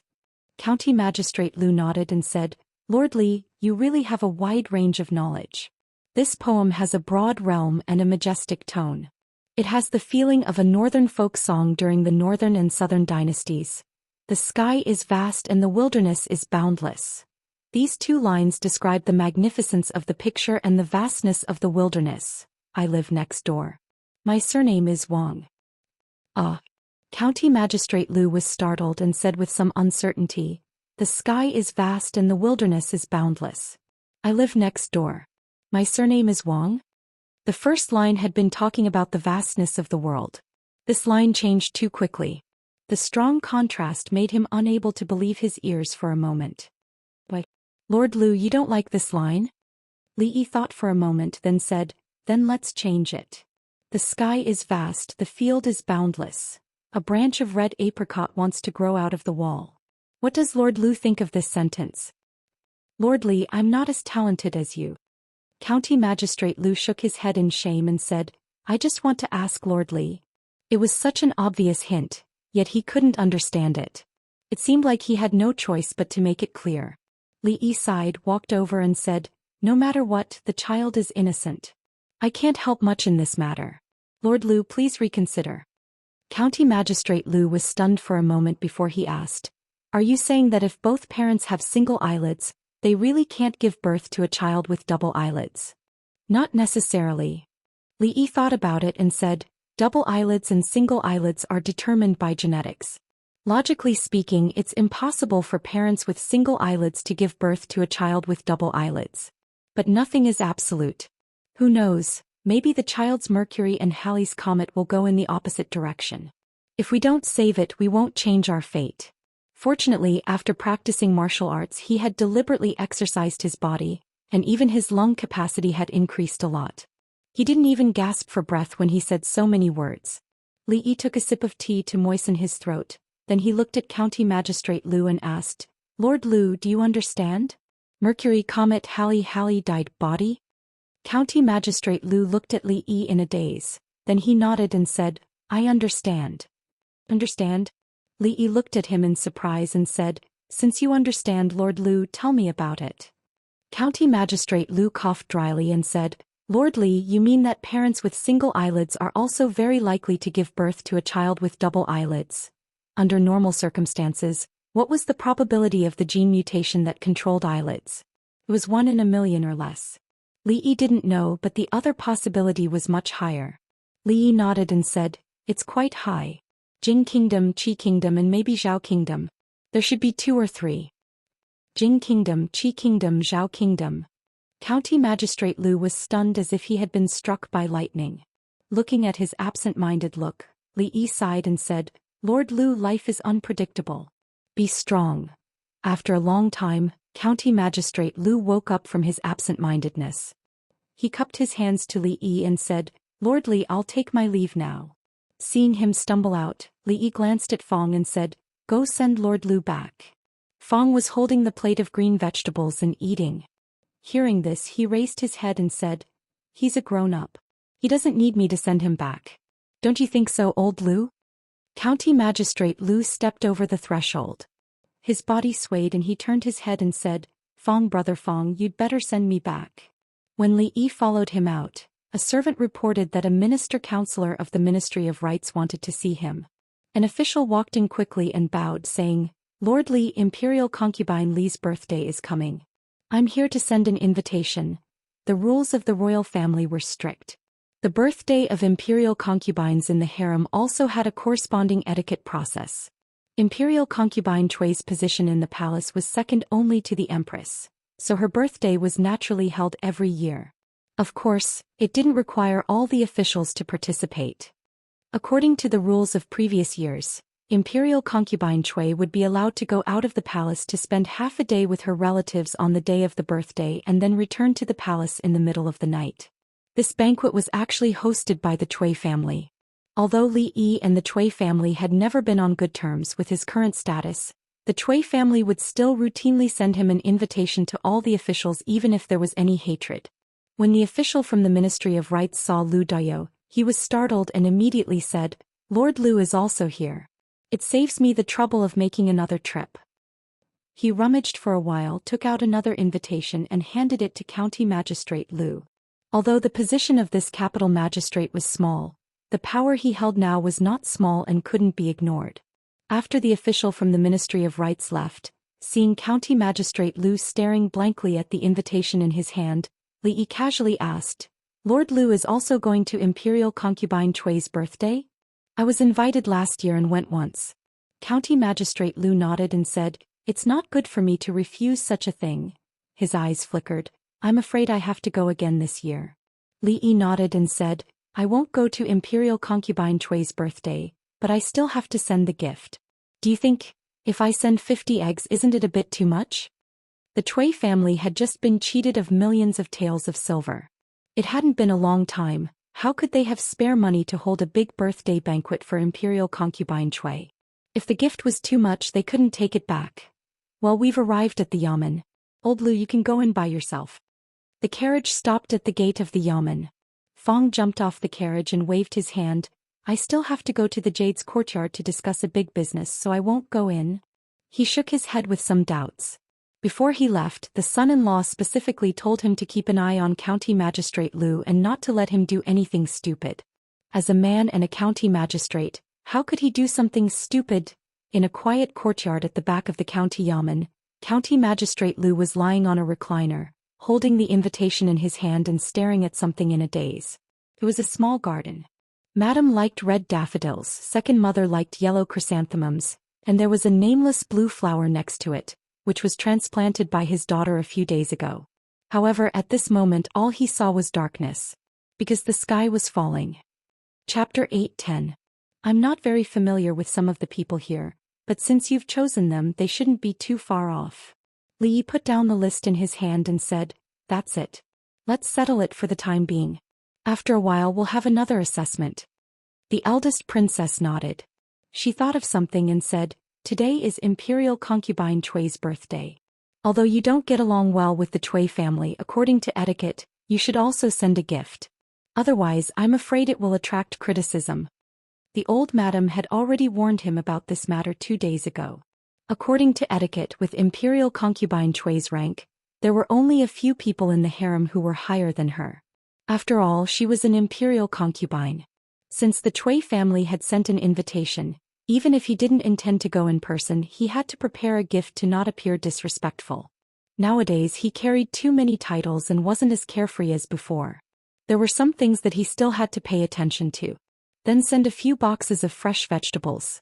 They're green and not commonly seen in this season. In the future, it would be very inappropriate to give such a gift, not to mention that it was given to an imperial consort. However, it was different here. In the current season, a handful of fresh vegetables could not be bought with money. In the past, when the old emperor bestowed the important officials, which of the vegetables were not wilted? They were definitely not as green as the ones he gave himself. That's fine. Although this gift isn't heavy, it's just a token of appreciation. Emingzu nodded and said, "A few years ago the Chui family failed to win over Prime Minister Shen. The Shen family only sent an ordinary painting. Those important officials in the court who were unwilling to take sides were probably the same. Let's leave this matter as it is. Recently there hasn't been any major events in the court. After this matter you should rest for a while." Li Yi warned her, got up and said, "I'll go back first. I'm boiling soup at home. It should be almost done." He didn't know if it was because she was about to give birth in 2 months, but Rui had recently lost her appetite. He had developed several new kinds of soup, which were nourishing and had the effect of stimulating the appetite. Emingsu walked him to the door of the hall and suddenly asked, "Why don't you bring soup when you come here recently?"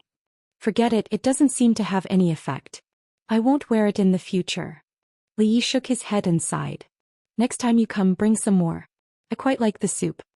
Her body stiffened slightly as she spoke in a calm tone. Then she turned around and walked back into the bedroom. In front of the bed, the eldest princess, the first person in the Jing kingdom to personally lead the state affairs and supervise the country on behalf of the emperor, took off her coat and loosened her corset a little, since a few days ago if the girdle was as tight as it used to be, he would find it hard to breathe. Every August there would be 2 grand events in the capital. One of them was the night of the Mid-Autumn Festival on August 15th. It was a carnival for all the people in the capital. There was no curfew on the night of the Mid-Autumn Festival. The whole capital was decorated with lanterns and streamers. The brothels, wine shops and brothels were also open all night. It was very lively. Although noble consort Tui's birthday could not be compared with the Mid-Autumn Festival, the curfew was only delayed for 2 hours for the convenience of the guests. However, on August 23rd, the carriages and sedans lined up in front of the Tui family's house occupied at least 2 streets. The night had just fallen. 2 people were walking on the crowded street. One of them looked ahead and said in surprise, "Your Excellency, during noble consort Tui's birthday last year, the carriages and sedans of the guests were all lined up here, right?" County Magistrate Lu nodded and said, "I remember that there was a whole street less this year than last year." Detective Zhao thought for a moment and said, "No wonder. At this time last year the King of Shu was still in the capital. Many officials naturally had to give face to the King of Shu." County Magistrate Lu did not continue, but he knew in his heart that even if the King of Shu was still in the capital today, the scene in front of the Tui family's house would not be much better than now. That was because some of the owners of the carriages that had been parked here last year had died. Some had been imprisoned, some had their properties confiscated, and some had been exiled. Some felt that there was no need for them to come here this year or in the future. Detective Zhao did not continue this topic but asked again, "Your Excellency, are you still going to put down the gifts and go in for a while this year?" County Magistrate Lu shook his head and said, "You wait outside for a while tonight. You have sent such a generous gift, you have to eat some of it back." At this time, there were not many guests in front of the Tui family's house. County Magistrate Lu walked over and handed over the gift list. A servant of the Tui family looked through it and immediately bowed and said, "Your Excellency, please." In a side hall of the Tui family's house, Tui Qingze, the master of the Tui family, was holding a thin book in his hand with a slightly gloomy face. "Is that all?" The servant of the Tui family beside him said in fear, "That's all." Behind him, a middle-aged man had already stood up, and his face was extremely gloomy. "All. The number of people coming to the house this year is not even half of last year's. Do they really think that the Tui family will collapse when Her Highness goes to Shuzhou?" Another voice came from behind. "Could it be that it's not the right time yet and many people are on the way?" However, this voice was very low, as if even the owner of the voice knew that he did not have any confidence in saying this. Too many things have happened in the past year. Tui Qingze put down the book in his hand, took a deep breath and said, "Don't mention this again. Her Highness will be here soon. Get ready." The Tui family's house today was not as lively as in previous years. The mansion was still crowded. Although the King of Shu's party was temporarily depressed, they were still a force that could not be ignored in the court. Some important guests would naturally not be with the majority of the people. In another quiet hall, the environment was much quieter than the other places in the mansion. His Majesty values filial piety very much. This time, for Her Highness's birthday, he did not allow Her Highness to return to the capital. The memorial jointly submitted by the Ministry of Rights was rejected as soon as it was submitted. Now he wants the eldest princess to govern the country. What do you think His Majesty is thinking? There were only a few people in the hall. At this time, the one who spoke was the Assistant Minister of the Ministry of Rights. It seems that what Her Highness did last time really touched His Majesty's reverse scale. "Sai, I don't know who gave Her Highness the idea, but we didn't know anything. Otherwise, things would not have come to this. In the past year you have seen how much we have lost. The Cui family today is completely incomparable to a year ago. Now they want to build an academy and help the poor. Whether it is in the court or among the people, our influence cannot continue to be stable. Every year on Imperial Consort Cui's birthday, the officials and nobles in the court who had sided with the King of Shu would gather. It was a crucial day for the King of Shu's faction to plot together. Several people in the hall conversed softly. At a certain moment, someone suddenly raised his head and asked, "Now that Her Highness is in a difficult situation, I wonder what Assistant Minister Zheng thinks?" The few of them turned their gazes over. Although the Zheng family had only risen in recent years and had a weak foundation, it could not be compared to families like the Cui family and the Qin family. However, Xing Shichen was an extremely powerful person. After plotting together for so many years, they had long understood this. Xing Shichen, who had been sitting there drinking tea since he stepped into the hall, raised his head and looked around blankly. He nodded and said, "The tea is good, not bad. Urchin, what do you think?" Qin Chong raised his teacup and took a sip. He said calmly, "Lord Xing is right. This tea is not bad." Just as he finished speaking, there was a commotion outside. A servant of the Cui residence hurried in to report that Imperial Consort Cui had arrived. "Husband, can you really tell so much from single eyelids and double eyelids?" When Li Yi was telling a bedtime story as usual, Ru Yi looked at Li Yi and asked in surprise when she heard him mention something. "Actually, there are many things in this world that follow a pattern." Li Yi smiled as he tucked her in. "It's not difficult to verify this. All you need to do is find parents with single eyelids and look at their children." Ru Yi thought for a while and said in surprise, "That's true. In the past, in the Willow Leaf Village, there were a few couples with single eyelids. Their children really don't seem to have double eyelids." She looked at Li Yi and said with a smile, "However, who would stare at other people's eyelids when they have nothing better to do? How boring is that? To discover these patterns, one must be very meticulous. But how did husband find out?" "That's not necessarily true." Li Yi shook his head and said, "Perhaps there really are people who are meticulous and bored." Cui residence. When the graceful and luxurious Imperial Consort Cui walked in from the front, the guests stood on both sides and nodded slightly. In the innermost part of the crowd, one person quietly raised his head. Chapter 8:11. The surname Cui was not an ordinary one in the Jing Kingdom. There were many families with the surname Cui in the Jing Kingdom, but the Cui family that people often mentioned only referred to the Cui family of Wang Province. As a prestigious clan that had been passed down for a few hundred years, it had experienced the change of dynasties, the change of ownership of the land, and how many imperial powers had been destroyed before rising again. But the Cui clan was still the Cui clan, and it stood towering on that piece of land without collapsing. It was truly even more stable than the imperial family. Of course, it wasn't because the Cui clan's military strength was strong, and it possessed an army of its own that caused the imperial family to be extremely fearful of it.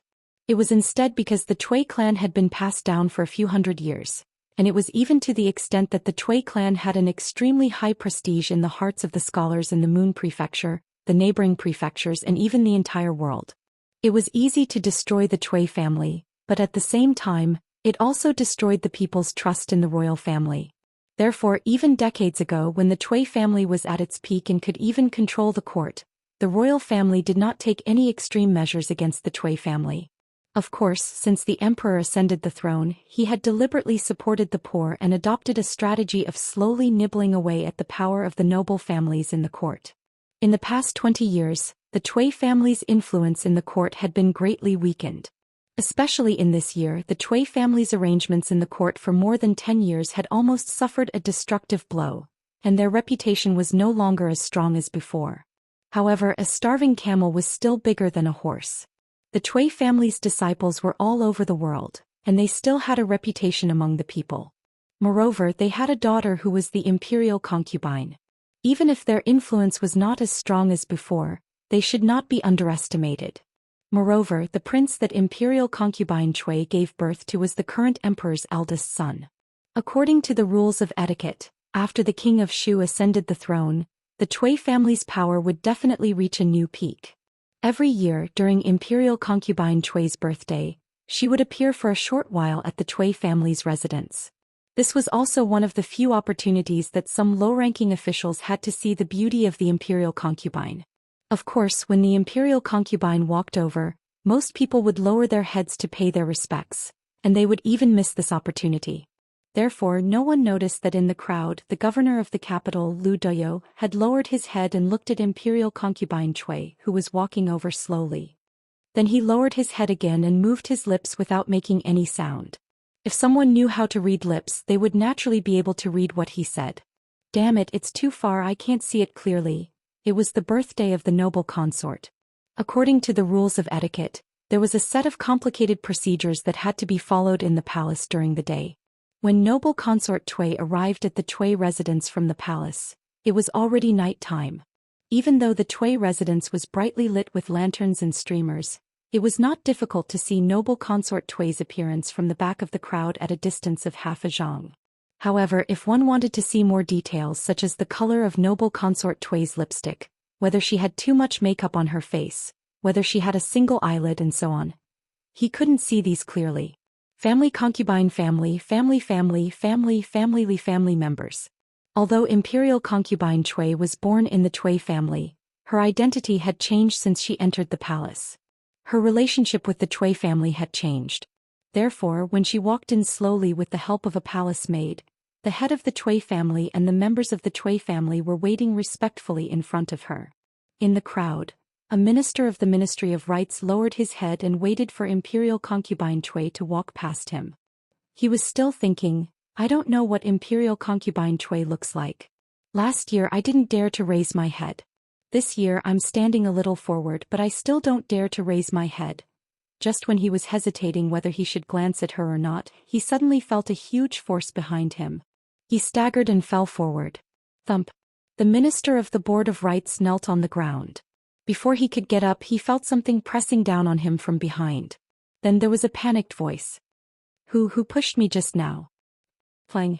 Several guards rushed out from behind imperial concubine Cui. They unsheathed their weapons and pointed at the two people in front of them. Who are you? His eyes were blinded by the cold light on the tip of the saber. The minister of the Ministry of Rites had just stood up when he slumped back down. A middle-aged man got up from the ground and said in a panic, I don't know who pushed me from behind just now and disturbed your highness. Please forgive me. What's going on? Who are you? The head of the Cui family and the rest of the Cui family hurried over and asked with a gloomy face. The surrounding officials were also stunned because of this matter.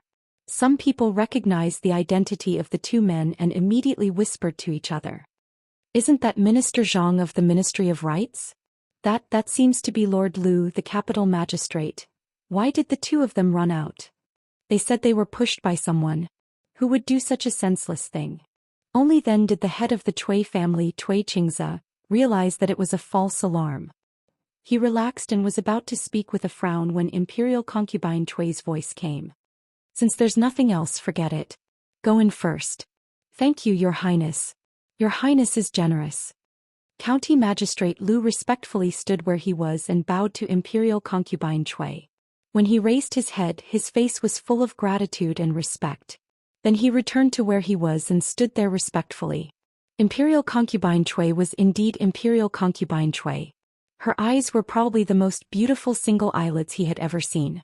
The head of the Cui family vaguely glared at County Magistrate Lu and the minister of the Ministry of Rites. Then he turned his head and stretched out his hand saying, Your Highness, please.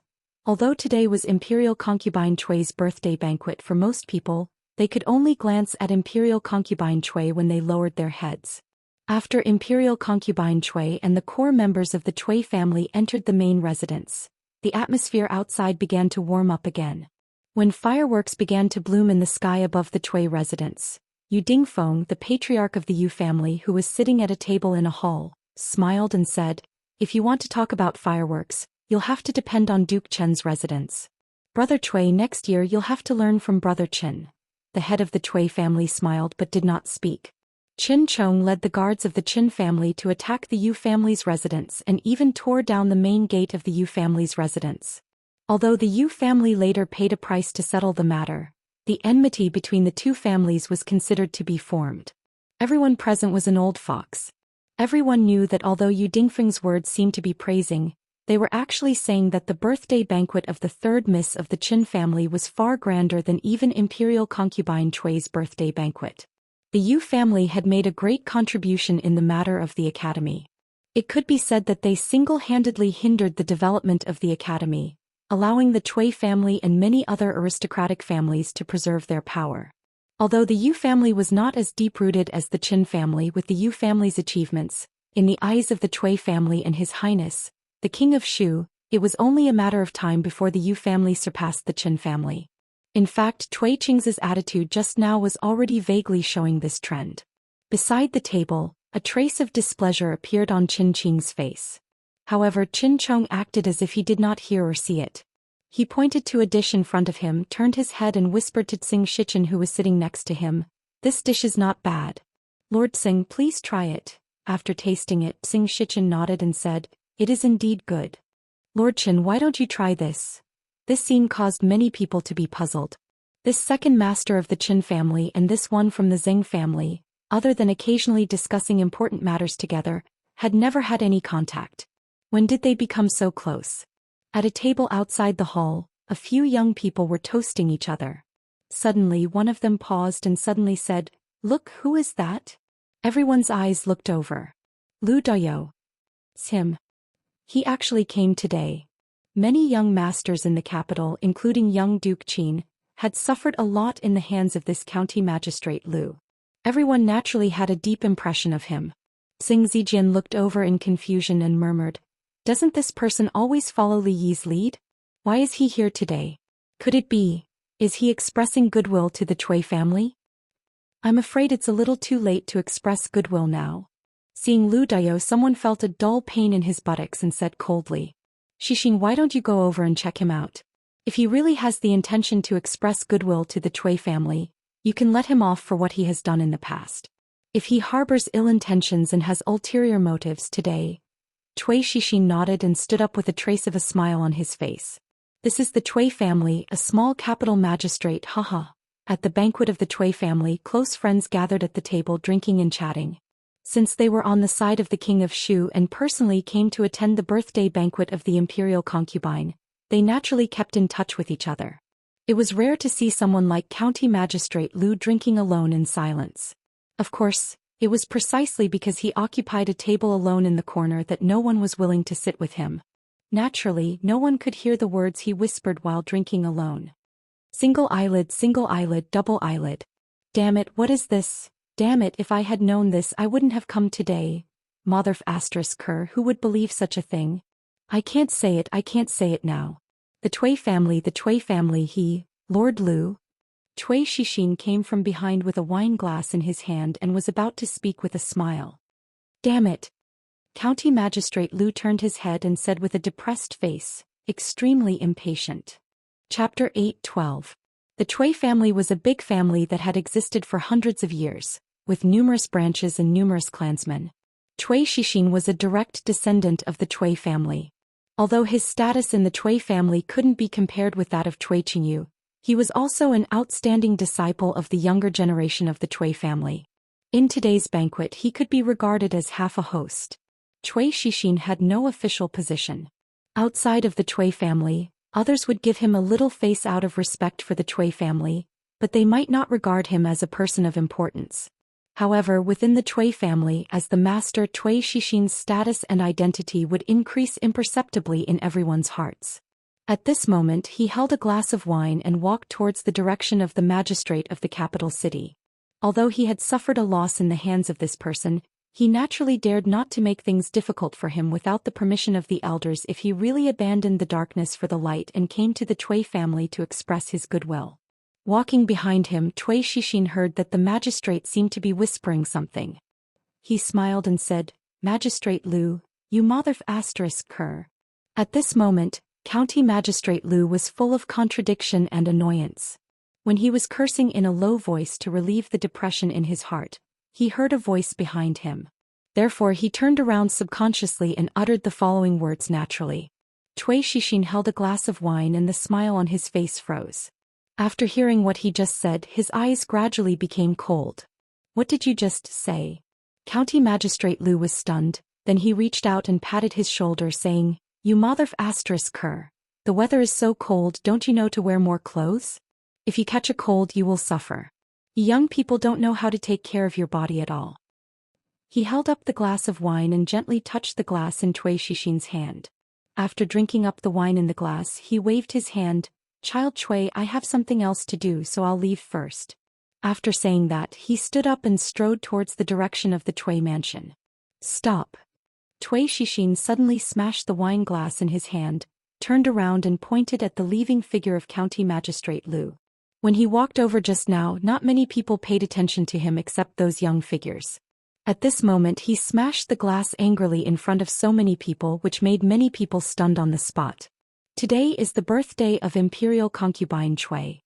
What's wrong with the third child of the Cui family? Isn't that person the magistrate of the capital city? How did he provoke the third child of the Cui family? How did he offend the third child of the Cui family come to the banquet today? Smashing the cup. Could it be that smashing the cup is the signal? Could it be that the Cui family wants to take advantage of noble consort Cui's birthday banquet to catch all those who don't listen to their orders? County Magistrate Lu stopped and turned his head and turned, asking, Child Cui, child of Cui Cui. Cui Xixin glared at him. How dare you insult my mother? Nonsense, Cui Lu of Cui Xin. Cui Xixin of Lu of Qf Cui, County of Lu of Qf County of. Cui Xixin of County of Xen of Cui. County Magistrate Lu smiled and said, 2 days ago the weather suddenly became cold. My son didn't put on clothes and caught a cold. He hasn't recovered yet and is recuperating at home. When I saw child Cui Xiao of County, I thought of my son and couldn't help being a little anxious. Cui Xixin was a little embarrassed by his words and said angrily, Your son is your son, I am me. County Magistrate Lu hurriedly waved his hand and explained, Child Cui, you are right. I don't have a son like you. Cui Xixin's face was full of anger again. At this time a figure came hurriedly behind him. What's wrong? What happened? A middle-aged man walked out of the hall and looked at Cui Xixin. Cui Xixin pointed at County Magistrate Lu. After moving his lips, he lowered his head and said, Fourth uncle, it's nothing. Lord Lu wants to leave and I will see him off. He was very clear that the most important thing today was the birthday banquet of the imperial concubine. Not to mention him, even his father would not be able to get away if something happened at the birthday banquet. He was irritated by the rude words of Lu just now. Now that he calmed down, he immediately broke into a cold sweat. Child Cui, don't be so polite. I know the way. County Magistrate Lu looked at him with a smile and turned away decisively. The servants of the Cui family cleaned up the broken pieces. When Cui Xixin walked back to the table, several people immediately surrounded him. What happened there just now? What does that Lu want to do? Cui Xixin's face was extremely gloomy. He told them what happened just now in detail. One of them was shocked and said, In the Cui family, Lu Dao dared not to give you face. Why did he come here today? Xing Zijian was astonished. What's going on? Could it be that Lu Dao came here today just to cause trouble? Who gave him the guts to do so? Li Yi, it must be Marquis Li Yi of Chang'an County. In another place, an official lowered his voice and said, Everyone in the capital city knows that the capital magistrate Lu Dao works for Marquis Li Yi of Chang'an County. Marquis Li Yi is not on good terms with the Cui family. There is no reason for him to come here today. It turns out that he just came for, yes, when the imperial concubine came here, it seemed that he directly rushed out to block the way. The conversation between him and the third young master of the Cui family was obviously a public joke. The third young master of the Cui family is still too young to take advantage of this old fox verbally. However, this Lu Dao is really bold. He even dared to make trouble at the birthday banquet of the imperial concubine. Marquis Li Yi is too strong. The Cui family can't do anything to him, but he is just a small capital magistrate. He's going too far. He's going too far. A man of the Cui family slapped the table and said angrily, He really thinks that the Cui family can come and go as he pleases. Why didn't we stop him just now? The fourth uncle of the Cui family glanced at him and said, He is after all a fifth-grade capital magistrate and works for the princess. You know who is in charge in the court now. Besides, what reason can he use to detain an official of the court? Do you think the Cui family is still the same Cui family as before? The man said with a sullen face, Are we going to let so many people see our Cui family as a joke? Fortunately, it's just a small conflict between Xianxia and him. The impact hasn't spread. The fourth uncle of the Cui family knocked on the table with his index finger and said, "The matter of the academy has come to an end. If there is no accident, it won't be long before the eldest princess's academy can't be run anymore. With such a big oversight, we don't need to do anything. At that time, the officials won't allow her to continue to manage the government. At that time, we can slowly deal with the capital magistrate. However, County Marquis Li and Dr. Li have really gone too far by making trouble in our Cui mansion during the concubine's birthday." Outside the Cui mansion, Detective Zhao saw his master coming out from inside and said in surprise, "Master, is it over? Why are you back so soon? Have you eaten your capital back?" He was extremely curious at the moment. What did his master eat inside? How could he eat such a generous gift in such a short time? County Magistrate Lu shook his head and said, "Not much. I came back after drinking a few cups of wine." Detective Zhao thought for a while and asked, "Then, did you see the imperial concubine?" "Yes." County Magistrate Lu nodded. Detective Zhao looked curious and asked, "What does the imperial concubine look like? How is she different from ordinary women?" "Shut up." County Magistrate Lu glanced at him and said lightly, "A loose tongue can cause trouble. You can't talk about the affairs of the royal family at will. Do you want your head or not?" Detective Zhao was stunned for a moment and then came to his senses. He slapped himself and said repeatedly, "Master, please forgive me. I deserve to be slapped for my foul mouth. I deserve to be slapped. You'd better remember this." County Magistrate Lu looked at him and said in a low voice, "In the future, don't ask what you shouldn't ask and don't say what you shouldn't say." Chapter 8:13. Safe Journey, Your Highness. Safe journey, Your Highness. Although Imperial Consort Cui could leave the palace to reunite with her family on her birthday, she could not spend the night outside the palace. She had to return to the palace before the palace gates closed. At this time, the banquet at the Cui residence had not ended. Seeing the Cui family escorting Imperial Consort Cui out, all the officials and nobles present rose to send Imperial Consort Cui back to the palace. After that, the people who came to the Cui residence for the banquet also began to leave. After almost all the guests had left, Yu Dingfeng, the Marquis of Ningyan, sighed in front of the Cui residence and said, "Her Highness is extremely dissatisfied with what we have done in the past year. If the situation continues to develop like this, the foundation that we have painstakingly built in the court over the past decades will be completely destroyed."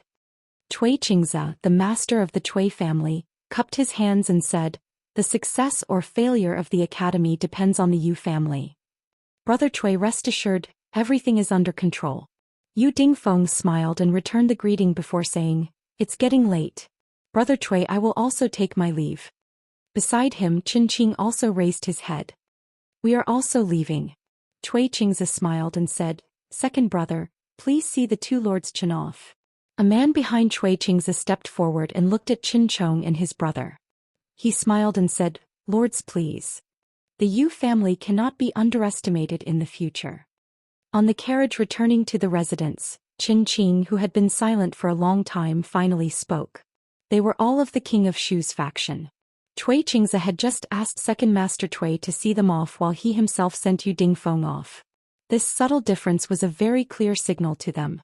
Qin Chong, who had his eyes closed, suddenly opened them and said lightly, "The Yu family cannot be saved." "What?" Qin frowned and asked, "What do you mean?" Qin Chong looked back and asked, "Big brother, who do you think the Emmingsu Academy belongs to?" The academy was named after the eldest princess. From its establishment to its operation, everything was handled by the eldest princess. As Qin spoke, his voice gradually became softer.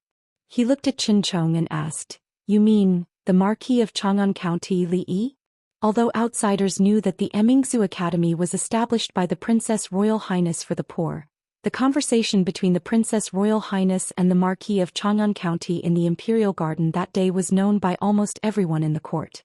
They all knew that the matter of the Academy, although it was in the name of the Princess Royal Highness, the things behind the scenes were all done by the Marquis of County Li. Qin frowned.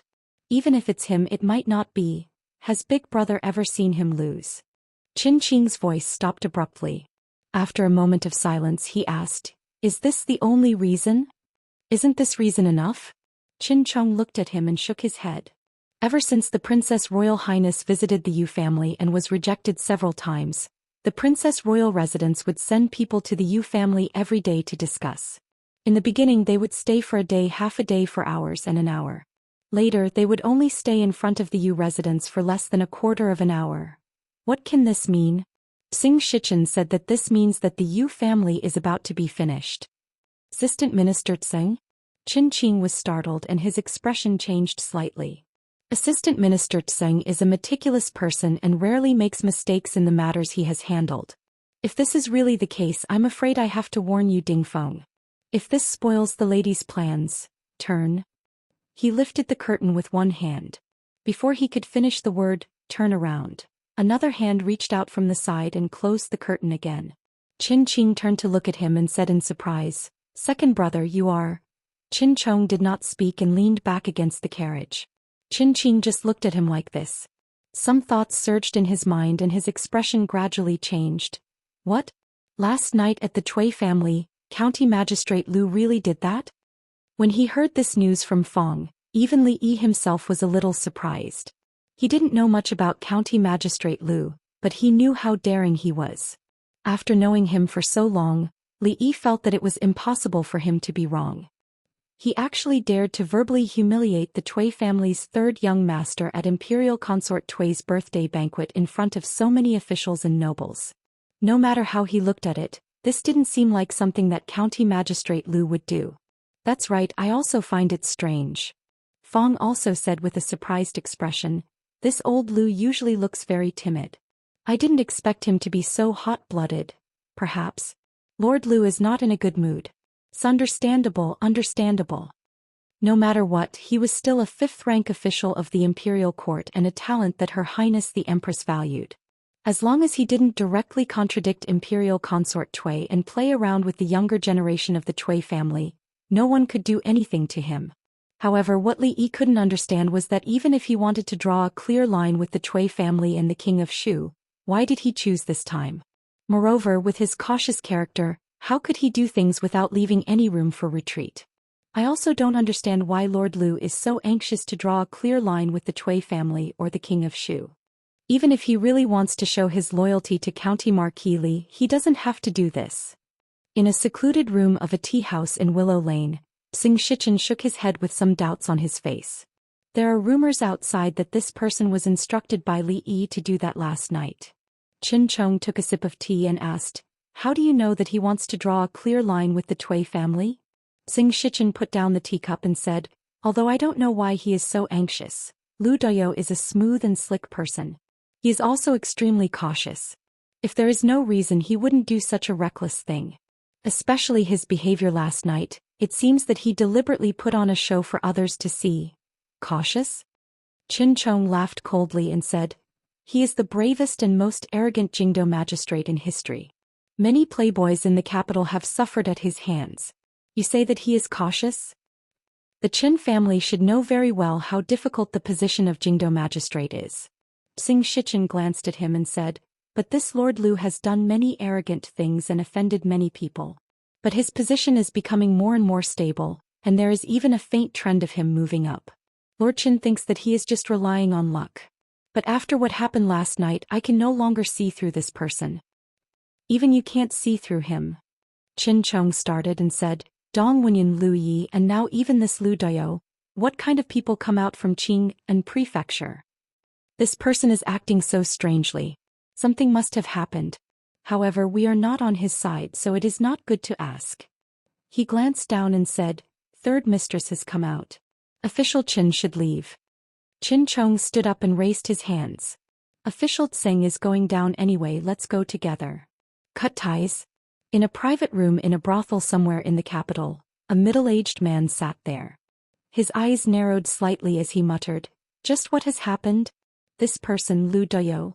The man beside him asked in confusion, Fifth Master, what did you say? The middle-aged man withdrew his gaze. His eyes seemed to drift as he looked at the man and asked, Wu Er, how long have you been by my side? Yes. The man named Wu Er scratched his head and counted with his fingers. It's been a long time. So it has been that long. The middle-aged man stretched his body and said, "Go downstairs and buy some preserved fruits from Fuji." After the man left, the middle-aged man reclined on the couch and looked down at the stage. He muttered, "You family, who will be next?" Chapter 8:14. Yusan didn't have a name, or rather his name was Yusan. He was sold to the Yu residence as a servant at a young age. At first he only did odd jobs such as cleaning buckets and pouring night incense. Later, because he was quick-witted, he caught the eye of a steward and was allowed to leave the residence. He became a shop assistant in the family's shop, and his days were much more comfortable than before. A few days ago, due to his outstanding performance, he was promoted from a shop assistant to the shopkeeper of the shop. Could be said that he stood at the highest point of his life. The Yu family had been in the paper shop business for decades. The paper produced by the family could be used to supply the imperial court and the common people. It was quite popular throughout the Jing kingdom. Therefore, the Yu family's shop in the capital was usually filled with customers. Most of the time he was busy from morning to night. Yusan looked up and saw someone walking in. He immediately walked out and said with a smile, "Shopkeeper Ma, business has been good recently. I just ordered a batch yesterday and you're here to order again today?" Shopkeeper Ma was in the picture book business and had always used the Yu family's paper. Occasionally they would give him a few wonderful picture books to comfort him on lonely nights. Shopkeeper Ma revealed an awkward expression and said, "To tell you the truth, I'm here today to return the goods." "Return goods?" Yusan looked at him in surprise and asked, "Is there something wrong with the quality of the goods?" "Shopkeeper Ma, don't worry.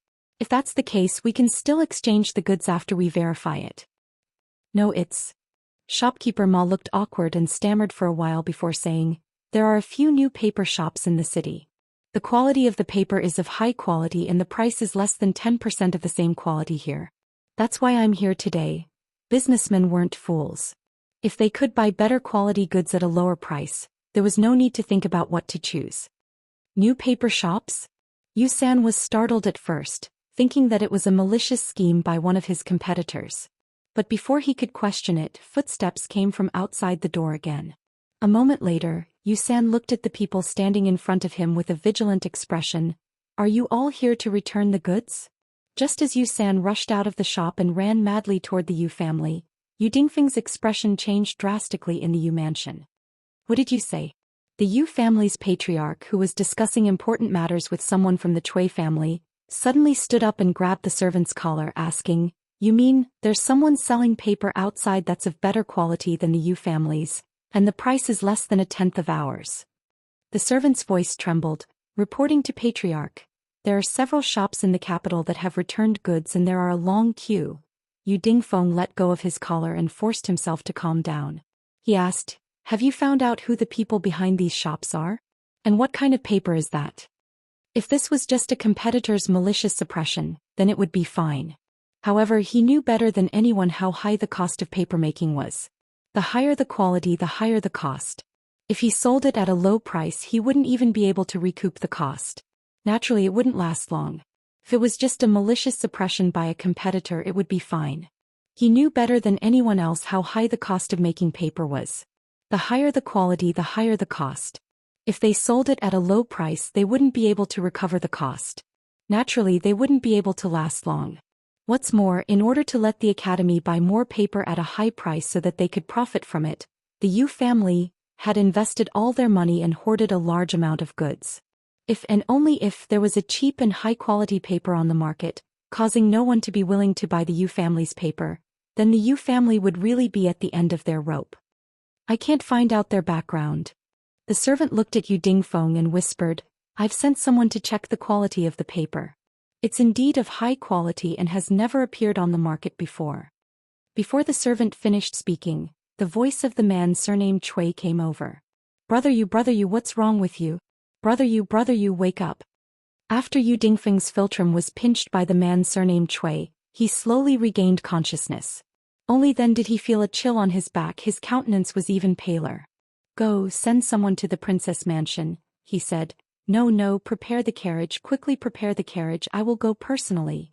Although the eldest princess had always lived deep in the palace, the princes and princesses could open a mansion outside the palace after they came of age. This time, the Academy's supply of paper had always been communicated with the Yu family by the people of the princess's mansion. Yu Dingfeng urged the coachman all the way. He didn't care if the imperial censor would see him driving the carriage around in the capital. He hurriedly got off the carriage when they arrived in front of the princess's mansion. After being brought into the princess's mansion, he waited in a side hall. He was nervous. He didn't know how many times he had brewed a cup of tea. He didn't see a female official slowly walk in until it was tasteless. Yu Dingfeng hurriedly got up and said directly, "I'm here today to supply paper to the academy." The female official looked at him and smiled. "There are a few new paper shops in the capital. Do you know about them?" Yu Dingfeng's legs went soft and he fell heavily back on the chair. How could this be? How could this be? Qin Qing paced in the hall, occasionally glancing at Qin Chong who was sitting there drinking tea. He said, "It's only been a few days since that night." In other words, before that, someone had already been plotting against the Yu family? Isn't this normal? Qin Chong looked up at him and asked, "What did the Cui family say?" Cui Qingze flipped the table on the spot. "This is no longer just a matter of not stopping the establishment of the academy." Qin Qing said irritably, "This time the Yu family has done their best to bring down the eldest princess. And it is because of this that there will be no more Yu family in the future." Qin Chong shook his head and said, "Yu Dingfeng is too greedy." After the incident with the foreign merchants, the Cui family was greatly weakened. Now that there is no more Yu family, it is like the Cui family has lost an arm. And this arm was deliberately cut off. Someone purposely cut it off? Qin Qing's brows furrowed. He was suddenly shocked and asked, "You mean he has already begun to plot?" "Impossible, impossible. He only has a personal grudge with the king of Shu. He has never been close to any of the princes. Prince Jin is too young and His Majesty has so many princes who have grown up. It can't be Prince Jin. This doesn't make sense and it is not in accordance with the law. The only person he is close to is the eldest princess. Could it be that he wants to help the eldest princess ascend the throne? This is naturally impossible." Qin Chong shook his head and said, "But I feel that this is only the beginning. Let's just wait and see." He stood up and looked at Qin Qing. He said slowly, "Perhaps it is time for our Qin family to consider this carefully." At the Qin family banquet, Qin Yan sighed and said, "This time the Yu family completely has no chance of making a comeback. After this, the large clans that rely on the paper market will at least be greatly weakened. If they stake everything on one throw like the Yu family, even the entire clan will be implicated." He said a few words and saw Qin He who was playing with a 7-year-old urchin. Qin Yan couldn't help but frown and say, "Old Fifth, can you not fool around like this? Can't you do something serious? A fifth uncle is an elder. You should respect your elders and not fight with me." The fifth master of the Qin family was playing with the child of Qin Yan's concubine. When he heard this, he raised his head and had a stunned expression. "Big brother, I'm doing something serious every day. Watching a play and listening to music, this is what you mean by serious business?" Fifth Master Qin was at a loss. Could it be that this doesn't count? Everything is being arranged according to what you said. In the future, the price of paper will definitely plummet. The situation like the Yu family, where one family dominates the market, will no longer appear.